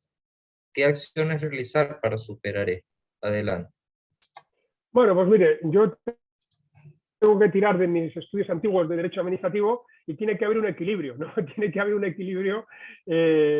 Cuando hablamos de concesiones o de contratos, tiene que haber un equilibrio entre lo que ofrece la administración y lo que, en fin, la demanda o las expectativas que tiene, en este caso, el sector privado. Tiene que haber, es decir, el sector privado va a intervenir o va a participar si ve que hay ganancia, y por lo tanto tiene que establecerse una oferta por parte del ámbito público que sea atractiva, en la que efectivamente no sea demasiado, ya lo he puesto como uno de los pecados capitales, que no hace falta no debe ser que el sector privado gane a costa del destinatario. Eso no puede ser. Eso no puede ser. Pues que se construye una carretera que no sirva para nada. Eso no tiene ningún sentido. O que sea más costosa de lo que realmente es. Eso no tiene ningún sentido. Eso, claro, es atractivo para el sector privado. Entonces, ¿qué tiene que haber ahí? Mucho más diálogo. ¿Por qué no interviene el sector privado? Bueno, en alguna de las lecturas que les he puesto, que he intentado ser lo más preciso posible, porque si no es muy extenso, pero ya verán ustedes que tirando de esas lecturas, tiran de muchas más, ¿no? Bueno, pues ahí verán que a veces no es atractivo para el sector privado. ¿Por qué? Puede no haber confianza en el ámbito público. Imaginemos una inversión a 10 años vista o a 20 años vista, ¿no? Y uno no tiene garantía de que los gobiernos que vayan a seguir más adelante vayan a respetar ese contrato o esa concesión, ¿no? Entonces, evidentemente, uno se retrae. Esta es una de las razones. Y esto tiene que ver de nuevo con la fortaleza institucional. Y una de ellas es el cumplimiento del Estado de Derecho. Entre ellos, la generación de confianza, que es el elemento fundamental del fortalecimiento institucional. La gente interviene o invierte, el sector privado invierte cuando hay retorno positivo y hay confianza. Por eso es tan importante cuando un país entra en corrupción o inestabilidad institucional o cuando entra, digamos, en problemas desde el punto de vista de politización de la función pública, etcétera, etcétera, no genera confianza. Hay indicadores que tienen que ver con esto. El Banco Mundial tiene desde hace años Doing Business, ¿no? Y Doing Business te dice cuál es la capacidad de la confianza que existe en los países para hacer negocios. Y tienen múltiples indicadores. Bueno, pues ahí aparece. Este es uno de ellos, ¿no? Hay muchos más, el de libertad económica y muchos más que se van generando. Entonces, bueno, los países cada vez han surgido más en los últimos años, ¿no? Bueno, pues ahí aparece y al final todo se resume en una palabra, que es confianza. Tiene que haber confianza. Y tiene que haber confianza y tiene que haber equilibrio. Entre la parte que financia y la parte que pone capital, ¿no? Entonces, bueno, la parte que contrata, que es el Estado, o la parte que financia, que puede ser el sector privado, o que pone a disposición medios del sector privado, ¿no? Entonces, y esto no siempre sucede así. Y al revés. Y tiene que haber confianza en el sector privado, de que está ofertando un producto que es adecuado, que es correcto, en fin, que aquello no va a funcionar, que no es simplemente una solución que beneficia al sector privado, a la empresa que está contratando, ¿no?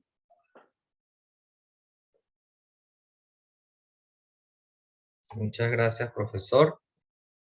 Tenemos entonces también la pregunta de Ana González. Veo que se da más énfasis a las administraciones públicas, pero no se enfatizan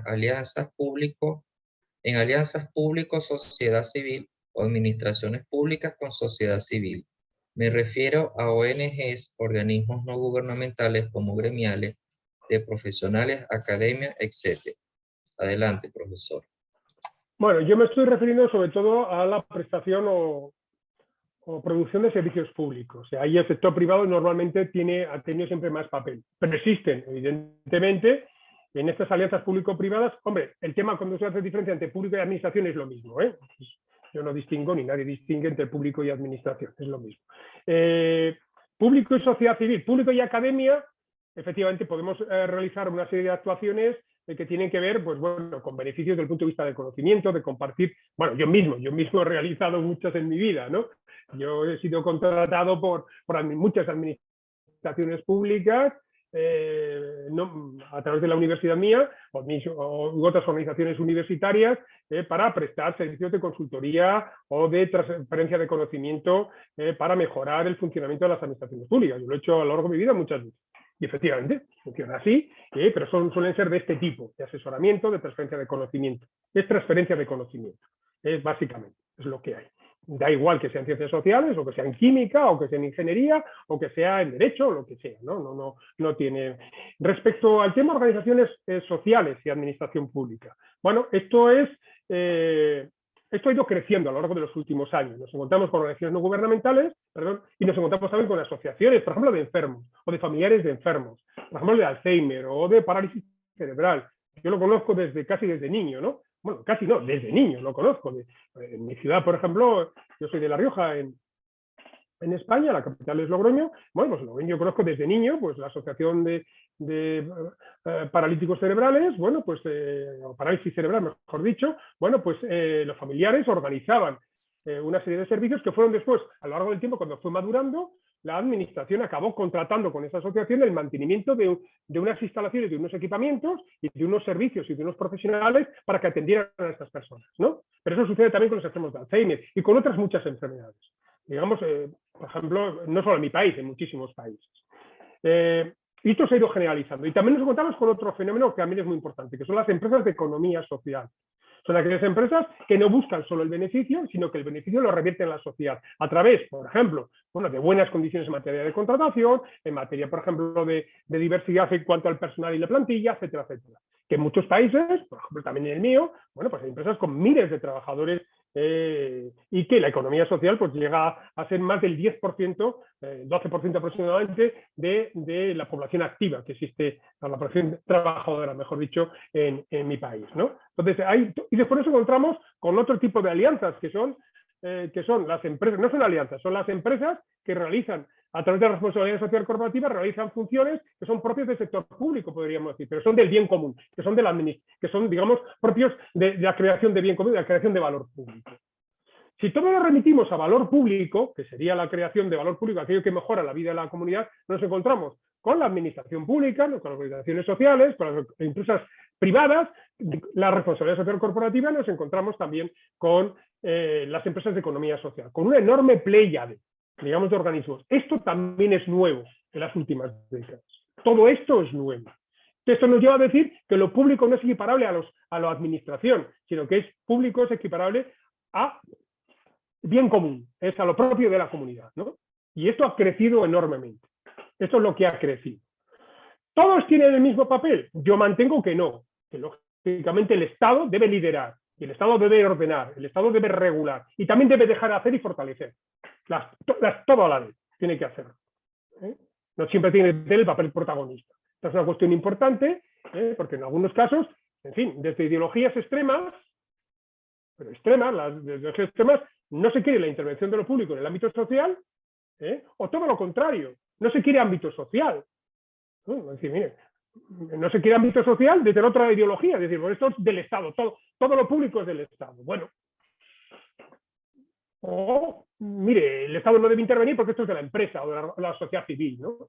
Bueno, son los dos extremos, pero al final, bueno, pues en algunos casos, pues lo que se hace es debilitar el tejido social, porque si no es fuerte, pues evidentemente, si no hay una serie de intervenciones por parte de lo público, pues va a ser muy difícil que no hay tejido social, pues sea difícil que aquello crezca, o nos vamos a encontrar con una excesiva intervención del Estado que aplaste y asfixie al tejido social, ¿no? y a las empresas. Entonces, bueno, es un difícil equilibrio y como todo en la vida, ¿no? La evolución tiene que ver con un debate social y político en la comunidad, en los países, en las comunidades, en las naciones, es donde se tiene que producir. ¿Cuál es la tendencia mundial? Con subidas y bajadas, con tendencias, digamos, en sierra, es hacia una mayor colaboración público-privado-social con todo tipo de actores, también la academia, pero también cualquier otro tipo de actores. Esa es la tendencia mundial. Gracias, profesor. Ahora vamos a darle la palabra a Raúl Pulido. Adelante, Raúl. Buenos días, ¿me oyen? Sí, adelante, Raúl. Gracias, profesor. Buen día. Mire, yo comentaba en el chat que a mí me ha, debido a las diferentes administraciones, quizás no son muy abiertas a colaborar o a dar fondos, y lo que estaba relatando allí es que a mí me ha dado resultado actuar en forma altruista, es decir, yo a veces regalo plantas que tengo en el vivero, a veces doy clases cuando me lo piden, y te hace sentir, a falta de dinero, a falta de colaboración, tú sencillamente lo que haces es como forzar, en el sentido positivo y proactivo de la palabra, que la alianza se logre. ¿Por qué? Porque tú le estás demostrando a las personas tus capacidades, en cierto modo es liderazgo. Tú tienes que darte a conocer y empujar la alianza tratando de, a todo nivel, dentro de tu alcaldía, dentro de tu municipio, dentro de tu trabajo, etc. Siempre tienes en esta parte, y por las situaciones que usted relató al principio, que estamos en una situación difícil por los tiempos que vivimos, tú tienes que, si quieres que las cosas anden, empujar esa carreta, para que alguien te vea y te ayude. Y eso a mí me ha dado resultado, y bueno, se lo comparto con ustedes. Ahí tiene que haber mucho altruismo, y a veces las alianzas se logran empujando de esa manera. Eso es lo que quería comentar. Pues es una intervención muy interesante, Raúl. Los procesos participativos son enormemente complejos. Yo en otra vida escribí bastante sobre esto. No he querido abrumarles con más lecturas, pero efectivamente, al final las alianzas son relaciones personales. Y cuando nosotros explicamos a los chicos y chicas jóvenes en la carrera, les explicamos lo que son las relaciones intergubernamentales, sobre todo aquellos que vienen con una formación muy jurídica. Yo doy alumnos que tienen doble titulación, están haciendo doble titulación, la de Ciencias Políticas y la de Derecho, pues yo veo caras de un poco de asombro y de susto, ¿no? Es decir, ¿qué es lo más significativo de las relaciones intergubernamentales? Las relaciones entre personas. Esa es la diferencia sobre las relaciones formales. Y decirles que las relaciones informales son tan importantes o más importantes, que a veces más decisivas, que las relaciones formales. Nos preocupamos mucho de las relaciones formales, de decir quién tiene la competencia, de diseñar organizaciones, de diseñar deslindamientos entre el nivel estatal, el subnacional, el local. Y a veces no nos olvidamos de... yo me acuerdo de eso, era una expresión de mi maestro, una de las enseñanzas de mi maestro en la universidad, ¿no? Que era muy curioso, que decía, bueno, es muy importante diseñar, crear leyes, organismos, dotar a las personas, capacitarlas y tal. Y al final todo eso tiene que ver con la explicación de por qué una política o no es eficaz o no, ¿no? O por qué una alianza es eficaz o no. Y al final les decía, pero ¿saben ustedes lo que es más importante?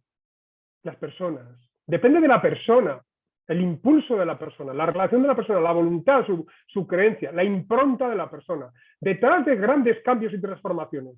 Y hay una línea de estudio en ciencia política, en ciencia de la administración, que tiene que ver las personas, quienes están detrás de los grandes cambios de transformación o de reforma o modernización de las administraciones públicas. Y hay una línea de estudio sobre esto. Yo estoy colaborando con un colega brasileño, precisamente, y uno de los puntos que trabajamos sobre Portugal y las reformas administrativas en Portugal y en España, una de ellas tiene que ver quién está detrás de la reforma, qué personas, con nombres y apellidos. Y se estudia el caso de los nombres y apellidos, quiénes son, qué formación tenían, qué carrera habían realizado. Esto es muy importante. Esto, ya digo, a la gente muy joven cuando se le explica se queda asombrada, pero también me encuentro con que gente ya no tan joven también se queda asombrada. Porque parece que lo propio de la administración es lo frío, lo distante, lo formal, lo burocrático, lo weberiano, lo legal racional, ¿no? ¿Y las personas dónde están, no? Las personas tienen que ver. Yo he vivido en mi vida muchísimas situaciones. Mire, hay personas que se acercan a la negociación, a las alianzas, a la participación, con un espíritu que se dice ahora del win-win, ¿no? La vamos a ganar los dos. Y hay gente que no. Hay gente que yo no voy a perder. Yo no voy a ceder. Yo de esa negociación voy a tener que salir ganando.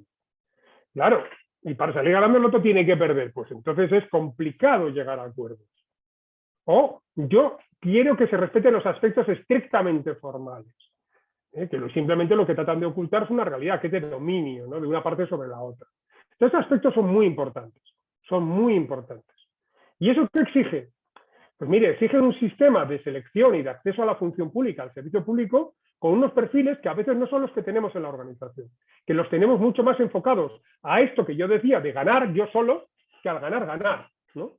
Y nosotros necesitamos que esas personas, cuando son seleccionadas, nos muestren cuáles son sus valores, por ejemplo, en una negociación, por ejemplo, en un conflicto, por ejemplo, en una situación crítica, por ejemplo, ante una alianza de sacarlo adelante. Yo, mis mayores éxitos personales y profesionales, sobre todo en la profesión, a lo largo de mis años, ¿no? Han sido, en fin, llegar a acuerdos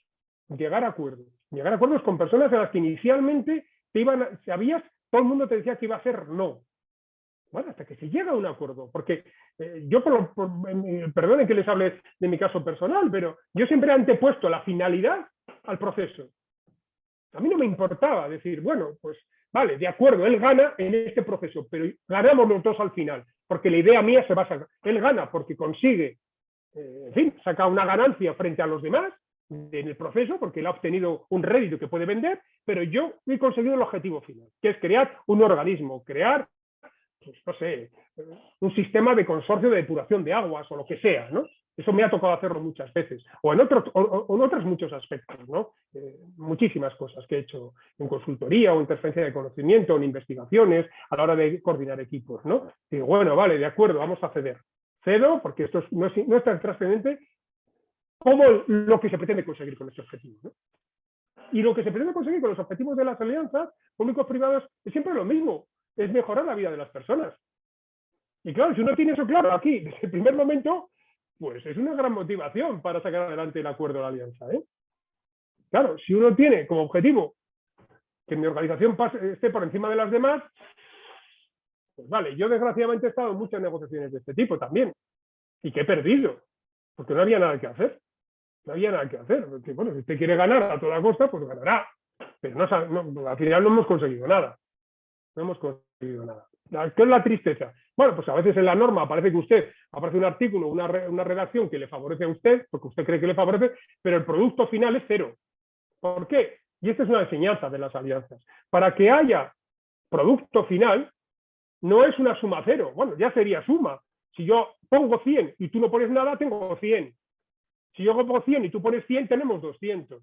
Pero es que muchas veces no es de suma, es de producto. Si tú pones 100 y yo pongo 0, el producto es 0. Porque no va a salir adelante. Por eso es tan importante la localización.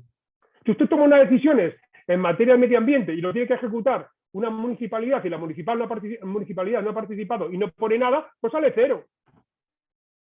Es así de sencillo, ¿no? Más cosas. Muchas gracias, profesor. Tenemos una pregunta de Bielka González. ¿Cómo saber que las administraciones públicas van enfocadas y cómo medir sus acciones? Adelante. Bueno, se lo vuelvo a decir, pues por comparación podemos medirnos. medirnos. ¿Cómo sé si yo en un examen en la facultad he salido bien? Bueno, pues primero si he aprobado suspendido, pero después también tengo que ver la media de mis compañeros y si resulta que yo estoy muy contento por sacar un 6, pero la media es un 8 sobre 10, ¿no? Es así. Afortunadamente tenemos muchos medidores. Por eso he puesto tanto énfasis en las presentaciones y en las lecturas que vean ustedes tablas, indicadores, actualizaciones, gráficos, comparativas. Es tan importante. Ustedes, no sé si muchos de ustedes sí se han dado cuenta, lógicamente, pero igual algunos todavía no han llegado a darse cuenta que les estoy manipulando, ¿no? Les estoy metiendo por debajo la importancia de los datos, de los indicadores, de contrastar, de medir, de comparar. ¿Por qué? Porque nos da pie a saber cómo lo estoy haciendo. Esto es muy importante. No voy a ciegas. Y además tengo un elemento crítico que ya lo he señalado antes. No me creo lo que me diga mi gobierno, o lo que diga un ministro, una ministra, un alcalde, una alcaldesa. No, no me lo creo, porque yo tengo capacidad para decirlo. Oiga, mire, no. Ahí está el informe que dice que no. ¿No? O por lo menos, mire, tengo la duda. Vamos a ver, resuélvamela, ¿no? Esto es interesante. Por lo tanto, sí que tenemos posibilidades. Y insisto, esto apenas 10 años era imposible de saber, era muy difícil. Ahora, ¿qué tenemos además? Datos muy actualizados y muchas fuentes distintas que podemos contrastar. Gracias, profesor. Ana González tiene varias preguntas. Vamos a habilitar su micrófono para que pueda hacer. Adelante, por favor.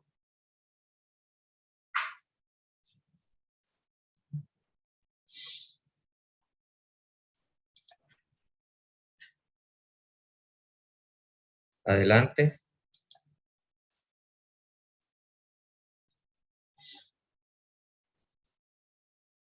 Debes activar tu micrófono.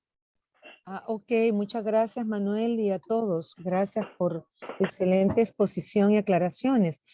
Solamente una consulta. Este tipo de cursos sé que lo podemos replicar nosotros en la sociedad civil, en ONGs, en gremiales profesionales en que participamos también. Y habría oportunidad de replicarlo con apoyo de CLAD. Esa es una consulta puntual. Eso va para vosotros, Leonel Sí. y Nelson. Sí, bueno, en este caso nosotros anualmente sacamos la convocatoria, pero si el curso, si desean hacer el curso directamente con el profesor, bueno, nosotros ya podríamos facilitarle los datos del profesor si quieren hacer un curso, pero bueno, ya. Pero anualmente, digamos que nosotros abrimos la convocatoria, será cuestión de que ustedes también difundan dicha convocatoria para hacer una selección allí, pues. Pero claro, eso sería ya teniendo un criterio de selección que tendríamos, digamos que el alcance, pues, que ustedes desean. Tendríamos que hacer una selección allí. Pero Perfecto. sería de esa manera. Muchas gracias por la aclaración. Y la última era que si bien es cierto, la sociedad civil, las ONGs, gremiales, academia, tiene grandes oportunidades y ha tenido en el pasado de alianzas con organismos internacionales, pero sí es también común ver que a veces hay dificultad al interior de nuestros países de alianzas con todos los actores, público, privado, sociedad civil, me refiero a organismos no gubernamentales, diversos, que representan comunidades indígenas, poblaciones marginadas o gremiales profesionales, academia, etcétera. A veces al interior es un poco más difícil. Acá, felizmente, se ha reactivado el Consejo Nacional de Desarrollo Sostenible por decreto ejecutivo desde octubre de 2020, con participación de la sociedad civil. Y pues pienso que no sé si hay muchas experiencias exitosas así de estas alianzas, pero al interior donde puedan converger todos los actores para impulsar justamente los ODS, porque pues queda poco, 8 años, ¿verdad? O 7 años y medio. Gracias. Gracias, Ana. Hay experiencias exitosas en todos los países. ¿Cuál es el factor, en fin, negativo de esas experiencias? Bueno, pues usted lo ha apuntado, pues subliminalmente, ¿no? Pues que a veces no tienen continuidad. El cambio de gobierno hace que se cambie el criterio. ¿Por qué? Porque en el fondo lo que subyace es la cuestión central. Y la cuestión central es la distribución del poder. Si el nuevo gobierno quiere mantener una posición de compartir el poder o de no compartirlo, de distribuirlo, de descentralizarlo, de devolverlo o de retenerlo. Y esto es lo que sucede. Y a veces no tiene que ver solo con la ideología, tiene que ver también con la orientación del gobierno o de las personas que están en ese gobierno, como he señalado hace un momento, ¿no? Y entonces, efectivamente, hacia el interior a veces es muy complicado, porque los organismos internacionales, ¿cuál es la ventaja que tienen? Que tienen continuidad. La Agenda 2030 la han asumido todos los organismos de la región, todos los organismos internacionales que inciden en la región, todos. Y todos además han alineado su ayuda, su cooperación internacional, la han alineado con la Agenda 2030, todos ellos. ¿Qué pasa en el interior? La experiencia que tenemos. Primero, que hay experiencias buenísimas en todos los países. Todos, cuando digo todos, son todos los países. Algunos son excelentes. Yo les he puesto muchos ejemplos. Lo tienen en las transparencias, digamos, en las presentaciones, lo tienen ustedes, lo pueden ver, y verán ustedes cómo, bueno, pues pueden extraer y además esto de un hilo saca otro y sacan otro. Pueden sacar en esa plataforma todo lo que puedan. Y no solo tiene que ver con una cosa concreta, con un tema de justicia, sino tiene que ver, todo ello tiene que ver pues, con los ejemplos que les he puesto de la Agenda 2030, Objetivo 16 y 17. Y casi todos los ejemplos que les he puesto tienen que ver con alianzas. Y en todos los ejemplos, o la mayoría de ellos, aparecen alianzas del sector civil, de la población civil, de población indígena. Hay experiencias interesantísimas sobre la población indígena en México, la hay también en Honduras, la hay en distintos países de la región, muchísimos países, casi todos los países tienen. Además han ido incorporando cada vez más actores. ¿Cuál es el principal riesgo? Bueno, que de repente desaparece. De repente desaparece cuando hay un cambio de gobierno. O pierde intensidad, o se deja relegado, se cumple solo formalmente porque es un compromiso internacional, ¿no? ¿Cuál es la labor de las organizaciones? Bueno, pues seguir perseverando y seguir presionando, lógicamente. Y seguir en muchos casos, pues denunciando, evidentemente. Eso es lo que tiene, esa es la labor, porque efectivamente hay un enorme coste crear una sociedad civil, un capital social que sea fuerte, que esté vertebrado, que esté integrado, es muy costoso, muy trabajoso, ¿no? Y sin embargo, efectivamente, el riesgo que hay es que se puede disolver rápidamente. Y esto, pues bueno, pues yo creo que ahí a eso me refería, que ahí está la responsabilidad también de la comunidad, ¿no? Gracias, profesor. Por razones de tiempo vamos a dar, le voy a comentar solamente una última pregunta de Antonieta Saldívar. En el contexto de alianzas, ¿cómo hacer más efectivo y eficaz el papel de la comunidad científica? Por favor, ¿puede referir un ejemplo que sirva al grupo? Por supuesto, tengo un interés particular dado que provengo de un centro de investigación y tenemos el reto de incidir en la Agenda 2030. Gracias. Bueno, por ejemplos hay muchos, hay muchísimas universidades que han realizado un alineamiento de sus objetivos y su planificación estratégica con la Agenda 2030. Por ejemplo, la mía. La mía tiene una unidad dedicada a la Agenda 2030 y ha alineado sus objetivos esenciales con la Agenda 2030. Por ejemplo, también en mi país, la Conferencia de Rectores de las Universidades Españolas, públicas y privadas, publicaron ya hace ya tiempo, no demasiado tiempo, pero publicaron un documento de alineamiento de las universidades españolas con la Agenda 2030 y una guía para el alineamiento de las universidades. O sea, y hay muchos ejemplos, hay muchísimos ejemplos. No todos los países han incorporado a la academia de una manera efectiva. Entre otras cosas porque no es sencillo. Porque la academia tiene que estar organizada. Por ejemplo, en mi país sí que está organizado con una conferencia de rectores y rectoras de universidades españolas, ¿no? Ya digo, son públicas, privadas, etc. Entonces hay una representación institucional. ¿Qué hace falta? Volvemos a lo de siempre, a cierta institucionalidad. Porque si no, lo que nos encontramos son alianzas entre una universidad o una persona dentro de esa universidad. Yo me acuerdo de una anécdota hace mucho tiempo, me acuerdo que estaba en Colombia, en la ESAP, pues, hace ya unos años, y alguien me dijo, vale, tenemos un convenio con tu universidad, ¿no? Yo me quedé así y dije, ¿con quién? ¿No? ¿Con qué organismo? ¿Con qué vicerrectorado? ¿No? Entonces me quedé así y dijo, bueno, total, que fui preguntando, y tenía un acuerdo, efectivamente, que había impulsado un profesor que además era de mi departamento.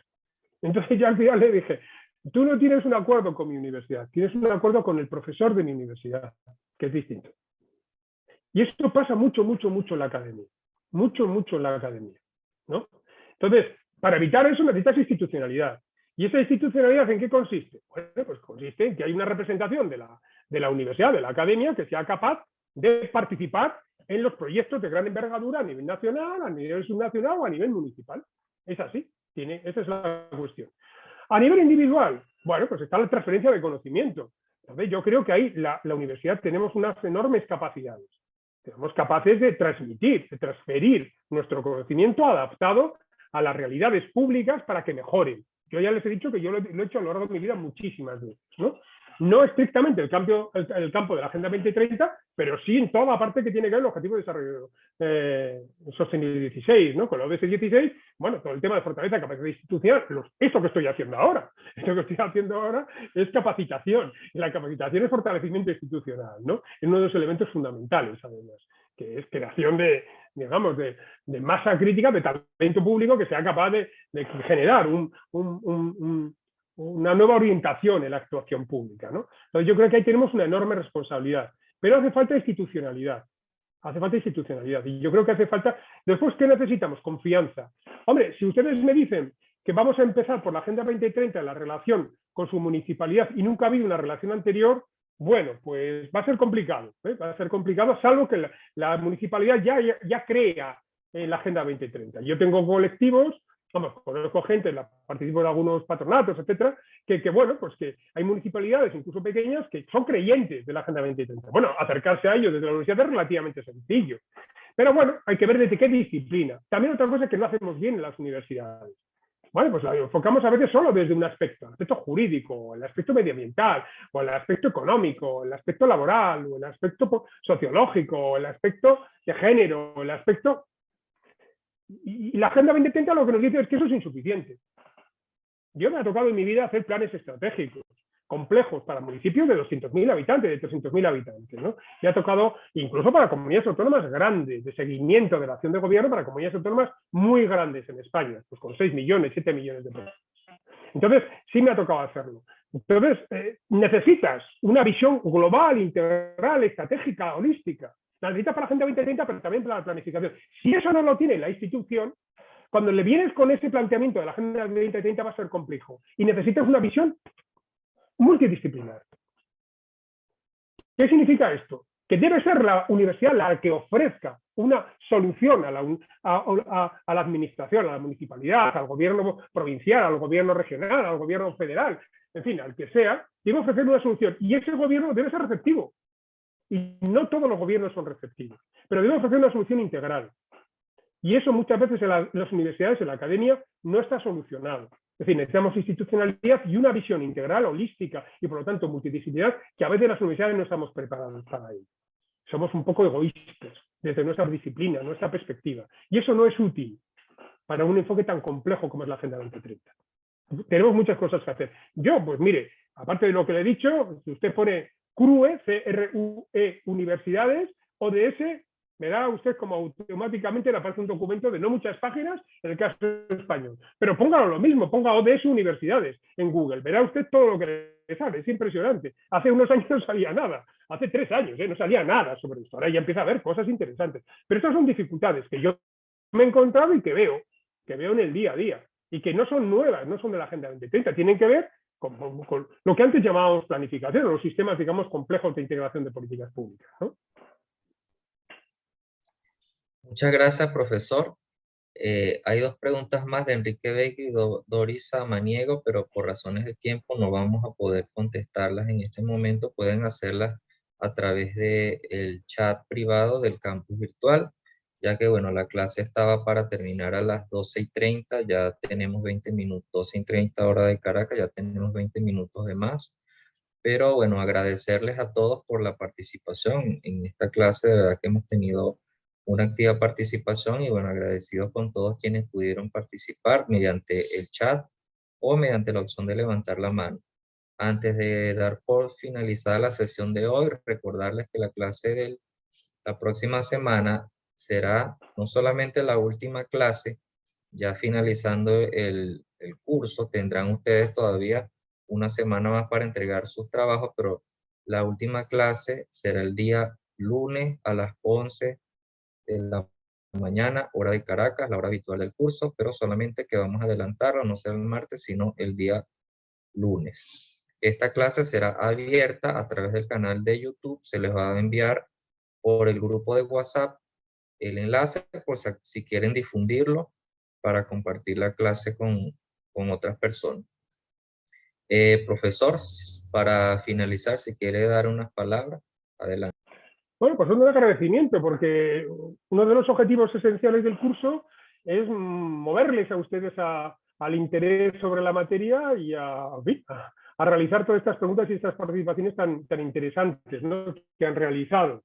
La verdad es que estoy gratamente sorprendido y además, pues bueno, estoy contento, ¿no? Estoy contento por esa intensa participación que han realizado ustedes hoy, porque bueno, tenemos un nivel de participación bastante elevado, ¿no?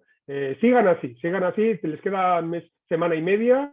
He abierto todas la semana 3, por supuesto, la semana 4 también la he abierto, para que ustedes ya vayan teniendo por delante un horizonte, y he abierto también la actividad final, para que vayan familiarizándose con los dos. La actividad final ya se lo anuncio ahora, lo anunciaré también el lunes. Tiene dos partes. Primero, tienen que entregarme un borrador, lo tienen que colgar, yo lo corrijo rápidamente y ustedes escriben ya con mis orientaciones, escriben el trabajo final. Hay unas instrucciones que están muy medidas, léansela, son escuetas, pero muy sencillas, pero también muy claras. Léansela con detalle, cualquier duda me la consultan, y por lo tanto vuelvo a repetir, es en dos fases el trabajo final. Primera fase es una guía que ustedes tienen que rellenar, con arreglo de una serie de apartados sobre la materia que quieran elegir, punto 1, y me la envían ustedes, la cuelgan en la plataforma como si fuera una actividad más, yo se la envío a ustedes ya corregida, con la retroalimentación, y ustedes ya pueden entrar a realizar la actividad. Para hacer todo eso, léanse las instrucciones previamente.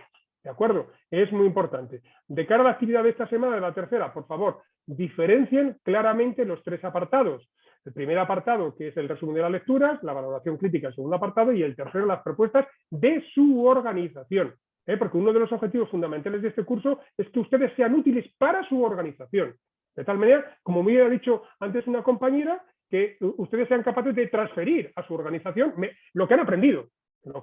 Y hacerles propuestas positivas, ¿no?, para que puedan, digamos, mejorar en relación con la Agenda 2030, pero también con su propio funcionamiento. Y nada más, seguimos en los foros, seguimos en las actividades y sigan con este espíritu que es tan alentador, ¿no? Muchas gracias, profesor. Con estas palabras damos por finalizada la sesión del día de hoy. Nos vemos el lunes. Muy bien. Hasta luego.